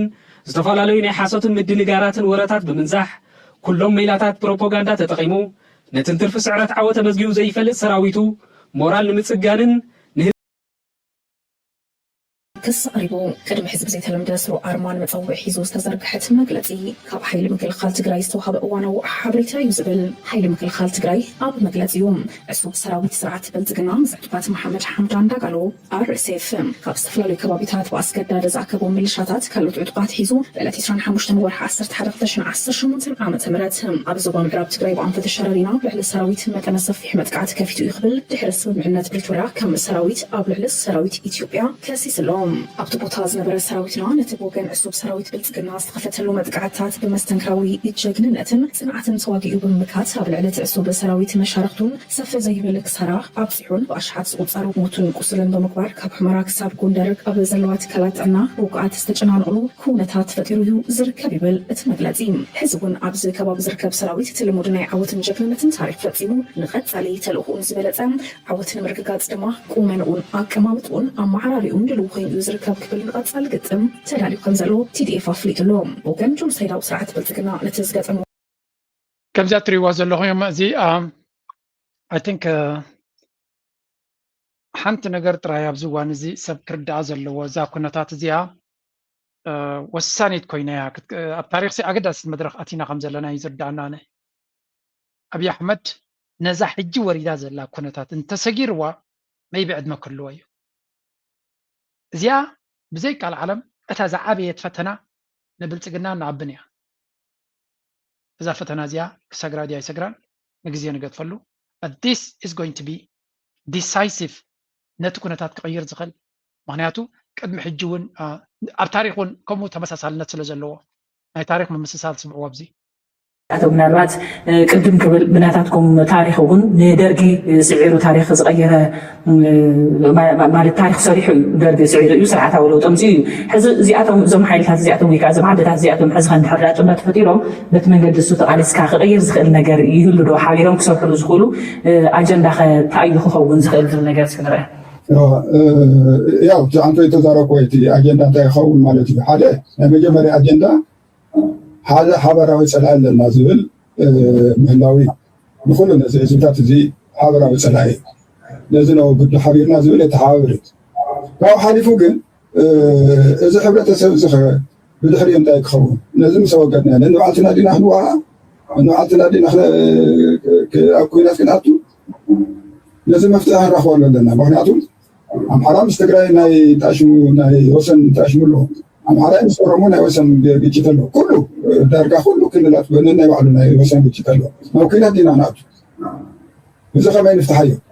ኣብ ሓደ ኮይና ኢና ንፈትሖ ንኽእል ካልእ መፍትሒ የብሉ ንስኻ እዚ መሬት እዚ ሒዘ ከይደ ተበልካ ኣብ ግጭት ኢኻ ትኣቱ ንስኻ እዚ መሬት እዚ ሒዘ ከይደ ተበልካ ኣብ ግጭት ኢኻ ትኣቱ ከመይ ዳ ኣብ ሓደ ኮይና ነዚ ከስ እንዳበልና እውን ነቲ ህዝቢ ዝሰማምዐሉን ኢንቴግሬት ዝገብረሉ ዝብለሉ መንገዲ እንዳፈጠርና ክዋሃደሉ ዝኽእል መንገዲ እንዳገበርና ክንከይድ ንኽእል ኢና ናብ ዝብል መድረክ ክኸዱ ይኽእሉ ኣለዎ ካልኣይ ብትንትን ዝበለ ዓዲ ምዃን ዝገደደ ክትዳኸም እዩ ዝገብረካ ዝኾነ ሓያል መፂኡ ክጎብጠካ ዝኾነ ከፈራርሐካ ዝኾነ ተኣሽመብለካ ዝገብረካ እዩ ሓደ እንተኮይንካ ግን ብሓደ ጠጠው እንተኢልካ ክትድፈር ኣይትኽእል ምኽእል እዩ كم عاد مثلا كبير كهت نور اللي تخيل كنا تسمع تخيل عن عالم مدرخون تتكون تخيل السدرة هيكون إيكونوميكالي قفي بوتا قفي عادي قفي حزب خلوك خلوه إيكونوميكالي بقالي بقول تعب تخيل إذا كلهم أدفانتج سياتهم كاب بحالة مخانك نوتو زخلو سيزخلو بحالة خلوهم كأمتهم زخلو ناس سرعة عقبات كلهم هم بعدين إن زي تاشي مود سرعة زي نخلهم كحقوق زخلو سرعة أم بفتار نزيد ما بترانزيشن يركب نبات بشكل خير of course كم زاد رياض لنا ناتي زربا إثيوبيا maybe أبد رأي كونن مودة تناتهم كون زغل إتي كونتات كابو زسجرت أجمعتهم كل وصل زغل أب حجي ناي زلق مفتح مقبار ون زرب كات خلاله مهنياتنا أبي علي خاطر رأي كونتات غير زغل يلا نزبلو زحت لبامة إثيوبيا زربايو كن مجمريا ግን እቲ ቀዳማይ ጸላዩ ኮይኑ ዘሎ ንብሙሉ እቲ ዞባ ድማ በስቢሱ ዘሎ ንሱ ክውገደሉ ዝኽእል መንገዲ ምፍጣር ቀዳማይ ልቦና ኮይኑ ስማዕኒ ድሕሪኡ ዘሎ ብዝኾነ መንገዲ ክትገብሮ ትኽእል ትኸውን ኢኻ ግን ኣይ ቲንክ ሓደ ኣብዚ ከባቢና ብዙሕ ነገር ክንሪእን ክንሰምዕን ከም ንኽእል ዘርኢ ኩነታት ግን ንርኢ ኣለና ኢትስ ጎይንግ ቱ ቢ ኣዝዩ ኣገዳሲ ክኸውን እዩ ምክንያቱ እትዮም ዓበይቲ ሃገራት ወላ እኳ ናይ ብሓቂ ተፀሚዶም ነቲ ኩነታት ዕድል ሲኢኖም ወላ እውን ኣስተዋፅኦ ናቶም ድሩት ኮይኑ ነትን ክገብሩ እውን ዓቕሚ ኣብሲኖምሉ ዘለዉ ግዜ ምናልባት ኩነታት ተቐይሩ ከምዚ ኢሉ ከሎ ኣነ ናተይ ስጋኣት እውን ንሳያ እዚ ዓቢ ዝበሃል ሓቀኛ ምስሊ ናቱ ንዓቢሲ ዘይፈለጥካ ክፋል ናይ ተሓሳስባ ክህልወካ ይክእል ዓቢ እንታይ ዓይነት ዕላማን ኣካይዳን ከም ዘሎ ኣብ ህዝቡ ይኹን ኣብቲ ሃገሩ ዝገብሮ ዘሎ ኩነታት ሪኢኻ ነቶም ኣብ ሃገሩ ዘየለና እንታይ ክገብረና ከም ዝኽእል ንምግማቱ ቀሊል እዩ ናይ ምስፍሕፋሕ ሕልምናቱ ድማ ዶብ የብሉ ንጉስ ክኸውን ዝደሊ እዩ ስለዚ ነዚ ሰብ እዚ ኣብዛ ሕጂ ዘላ ኩነታት ኩላቶም ተሓባቢዮም እንተደኣልዮም ብፍላይ ህወሓት ድማ ብፍላይ ህወሓት ዝበሃል ሓይሊ ክልተ ግዜ ዕድል ኣብ ክልተ ፈተና እዩ እዚ ሳልሰይቲ ፈተና ሰርቫይቭ ክገብርዋ ኣይክኽእሉን እዮም ቀዳመይቲ ፈተና እታ ኩናት ተገበረት እያ ኣክሽሊ እዚኣ ሳልሰይቲ ፈተና እያ ቀዳመይቲ ፖለቲካዊ ፈተና ካብ ኣዲስ ኣበባ ተሳዒሮም ንመቐለ ገጾም ዝሓደሙላ እያ ቀዳመይቲ ካልኣይቲ ፈተና እታ ኩናት እያ ነይራ ክልቲአን ብፅቡቅ ኣይተዓወቱለን ሳልሰይትን ናይ መወዳእታን ፈተና እያ እዚኣ ኣብዛ ፈተና እዚኣ ህወሓት ቦቱ ከረጋግም ቦቱ ሓደ ውሕስነት ንትግራይ ከረጋግፅ ተዘይኪኢሉ ከም ፓርቲ ተሰሪዙ ዘሎ እዩ እቶም ሰባት ድማ ዳርጋ ኣብ ታርጌት ዘለዉ እዮም እቶም መራሕቲ እውን እቶም ዓበይቲ መራሕቲ ናይ ህወሓት ትበልካ ስለዚ እታ ትግራይ ትበሃል ነዛ ሕጂ መፅያታ ዘላ ፈተና ዘላቒ መፍትሒ ተደጊራትሉ ዘላቒ መፍትሒ ንኣታቶም እንታይ ምዃኑ ብርግፅ ምስ ኤርትራ ተዘራሪቦም ህሉ እዩ ኤርትራ ድማ ብዓብዩ ነዛ ሕጂ ተፈጢራ ዘላ ኩነታት ጌርካ انت زي سجيركا نبعال زي ታሪክና ኤርትራ እንታይ ተዛሪቦ ዝክሮ ይሆነ እንዳይመስላችሁ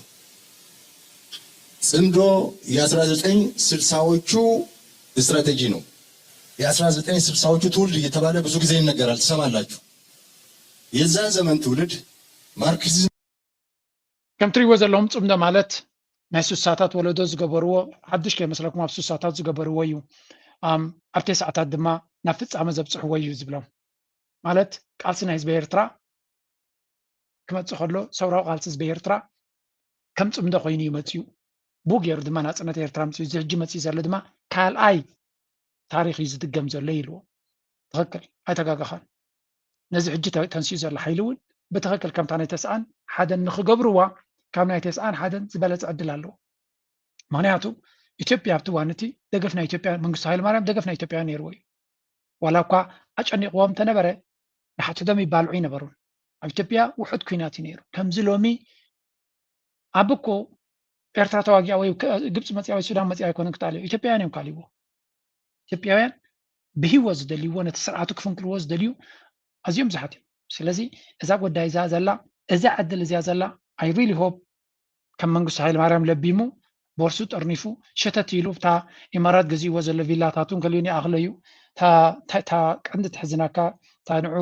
ጥቃስ ለይቲ ክትከልኦ ትኽእል ሓደ ኣይኣረገን ኣሎ ስለዚ ኣብ ፖለቲካ ኣብ ከምዚ ደረጃ እሱ ዘለዎ ዕድመ ምስሱ ዘለዎ ሕልምታት ሕልሚ እንተፈሺሉ ነዊሕ ዓመታት ተዋሪዱ ክነብር እዩ ወላ ኣብ ኢማራት ተነበረ ወላ ኣብ ካልእ ምናልባት ንኢትዮጵያ ፋሕብትን ከብላውን ከም ኢኩዌዥን ዝጥቀመሉ ሰብ እዩ ካብ ንሱ ስልጣን ዝወርድ ኢትዮጵያ ኣብ ኩነታት ሕትክታት ሎሚ ጅቢ ብኦሮምኛ ኢንተርቪው ከካይድ እዩ ዝበሃል ዘሎ ከምቲ ኣምሓርኛ በኣምሓርኛ ተዛሪቡ ምስ ተጋሩ ከዋጎም ዝፈተነ እጂ ድማ ንኦሮሞ ኣንጻር ካልኦት ይመፅኹም ኣለዎ ዝመስል ዘረባ ክገብር ምዃኑ ይንገር ኣሎ እዚ ንሱ እውን ከዛርብ ክቐኒ ክእል እዩ ክንምንታይ ብኩናታት ሕት ገይሩ ንሱ ስልጣኑ ከናዊሕ ይደሊ ከም ዘሎ እዮም ኩሎም ቶም ኣብ ጥቅኡ ዘለዉ ዝብልዎ ዘለዉ ዝኾነ ናይዚ ሰብኣይ እዚ መወዳእታ ስለ ዘይብሉ ንግዚኡ ሸፈፊልና ክንሓልፎ ክንፍትን ኢና ተንቲንካ ተዛሪብካ እውን ዝውዳእ ስለ ዘይኮነ ናብ ኤርትራ ገፅና ክንሰግር ኢና ገለ ዝሕጉሱ ሎንቀነ ዝረኣኽዎም ናይ ኤርትራ ከበኩም ክፍትን እየ መጀመርያ በቲ ተዋስኦ ናቶም ናይዞም ብልፅግና ሞ ክንጅምር ናይ ኤርትራ ገጾም ኣይውዳእን እንዲቲ ዛንታ ናቶም ሓደ ካብዚኣቶም ብመስቀል ምሒሉ ድሕሪ ሕጂ ሶሻል ሚድያ ብዛዕባ ኤርትራ ይፀርፍን እየ ዝብል ዝነበረ ብዛዕባ ኤርትራ እንተደይ ተዛሪብካ ኣብ ሶሻል ሚድያ ተቐባልነት የብልካን ኣቴንሽን የብልካን ስለዚ ተመሊሱ ባረንቱ ዝበሃል ናይ ኦሮሞ ዓዲ እዩ ክብሉ ጀሚሮም ኣለዉ መቐለ ናይ ኦሮሞ ዓዲ ይብሉ ነይሮም ክልል ኣምሓራ ብዙሕ ቦታታት ናይ ኦሮሞ ዓዲ ይብሉ ነይሮም እጂ ድማ ባረንቱ ምስቲ ቦሮና ዝበሃል ዝመሳሰሉ ስለዝኾኑ ደቂ ኣሕዋት እዮም ነይሮም ባረንቱ ናይ ኤርትራ ይብሉ ኣለዉ ምናልባት ንሱ ባረንቱ ገባግን ባሕሪ ዘላ መሲልዎ ከይሉ ጥራይ ኢላኒ ማለት ባረንቱ ብዓብዩ ባረንቱ ናቶም ይብለኩም ኣለዎም ግን ባሕሪ እውን ናትና ክብሉ ስለ ዝደልዩ ባረንቱ ገማግን ባሕሪ ዘሎ ኮይኑ መሲልዎም ክህሉ ክእል ግን ዴር ጀስት እቲ ህውተታሲ ክንምንታይ ናብ ዕብዳን ገፁ ከይዱ ከም ዘሎ ክንርኢ ኢና አንድ ቪዲዮ ለንቀነ ልበይ ትንቅፍ ዘበለትኒ ከረየኩም ያነ ካብ ኤርትራ ዝመፀት Yeah, will do. So tell me your name, and can you say something about your mother? First of all, my name is Odusova. This is my mom. After 3 years, I have done it. It was very hard for us, even for her, but especially for us because she didn't even care at night. She stays at midnight and she will post to school. She do everything for us. So I would like to thank her. You would like to thank her. ትሪጓ ኣለኹም እዚኣ እስከ ፍልይ ትቃል ነዚኣ ሓፍትና ቃል ድለይብለ እስከ ፍልይ ትቃል ማለት ጅግና ዋዕሮ ገለ ንብል እንዲና ሓደ ሓደ ግዜ ነዘን ብትምህርቲ ሓየት ዝኾናሲ ዝገልፅ ቃላት የብልና እንታይ ይብሉ ኣብ ተጋሩ የተሰምዓ እዚኣ ናይ ውግእ ጀጋኑ ጥራይ ይኣኽሉና ናይ ሰላም ጀጋኑ ናይ ምዕባለ ጀጋኑ ናይ ትምህርቲ ጀጋኑ ካየድልዩና እዮም ሓወልቲ እውን ክግበረሎም ኣለዎ ገለ ይብል እዮም እታ ዘረባ ኣይፀላእ እኳ ንውግእ ኣብ ውግእ ስለ ዘለና እዮም ጀጋኑ ዘለውና ናይ ምዕባለ ናይ መኸተ ኣብ ትምህርቲ ኣንጻር ኩሉ ብድሆታት ኬትካ ምዕዋድ ድማ ናይ ብሓቂ ናይ ዛጓል ነታ ቪድዮ ምስራኽ ዋስ ነዊሕ ግዜ ክሓስበላ ገዲዱኒ እቲ ኢሞሽንስ ዝስምዓ ዘሎ ሓደ ከምዚ ዓይነት ንፉዕ ድኻም ናይ ኣዲኡ ዝርድኦ ናይ ኣዲኡ ፃዕሪ ዝርድኦ ኣዲኡ ትኸፍሎ ዝነበረት ዋጋ ዝርድኦ እሞ ነዲኡ ድማ ኣብ ጎና ኮይኑ ዝምስክረላ ደጀን ዝኾነ ቆልዓ ወሊዳ ምዕባያ برقت حدا جزء كم ولادو خينكا تقبلو sacrifices ندقخا عبنا قريو sacrifices كم زي سقاي ترى ده كونس نعتاتهم صبغ هوات نكحلفو اتقبرو تعري ولا شع جزء I love you يفكرك كاية يفتوى كاية أيتبلهم دقخا ولدنا بخمينا يفكرك كاية زبل ولدنا وحدات بنيرو أنا عبنا تدي يفكرك كاية بالقال سمع الله يفلتني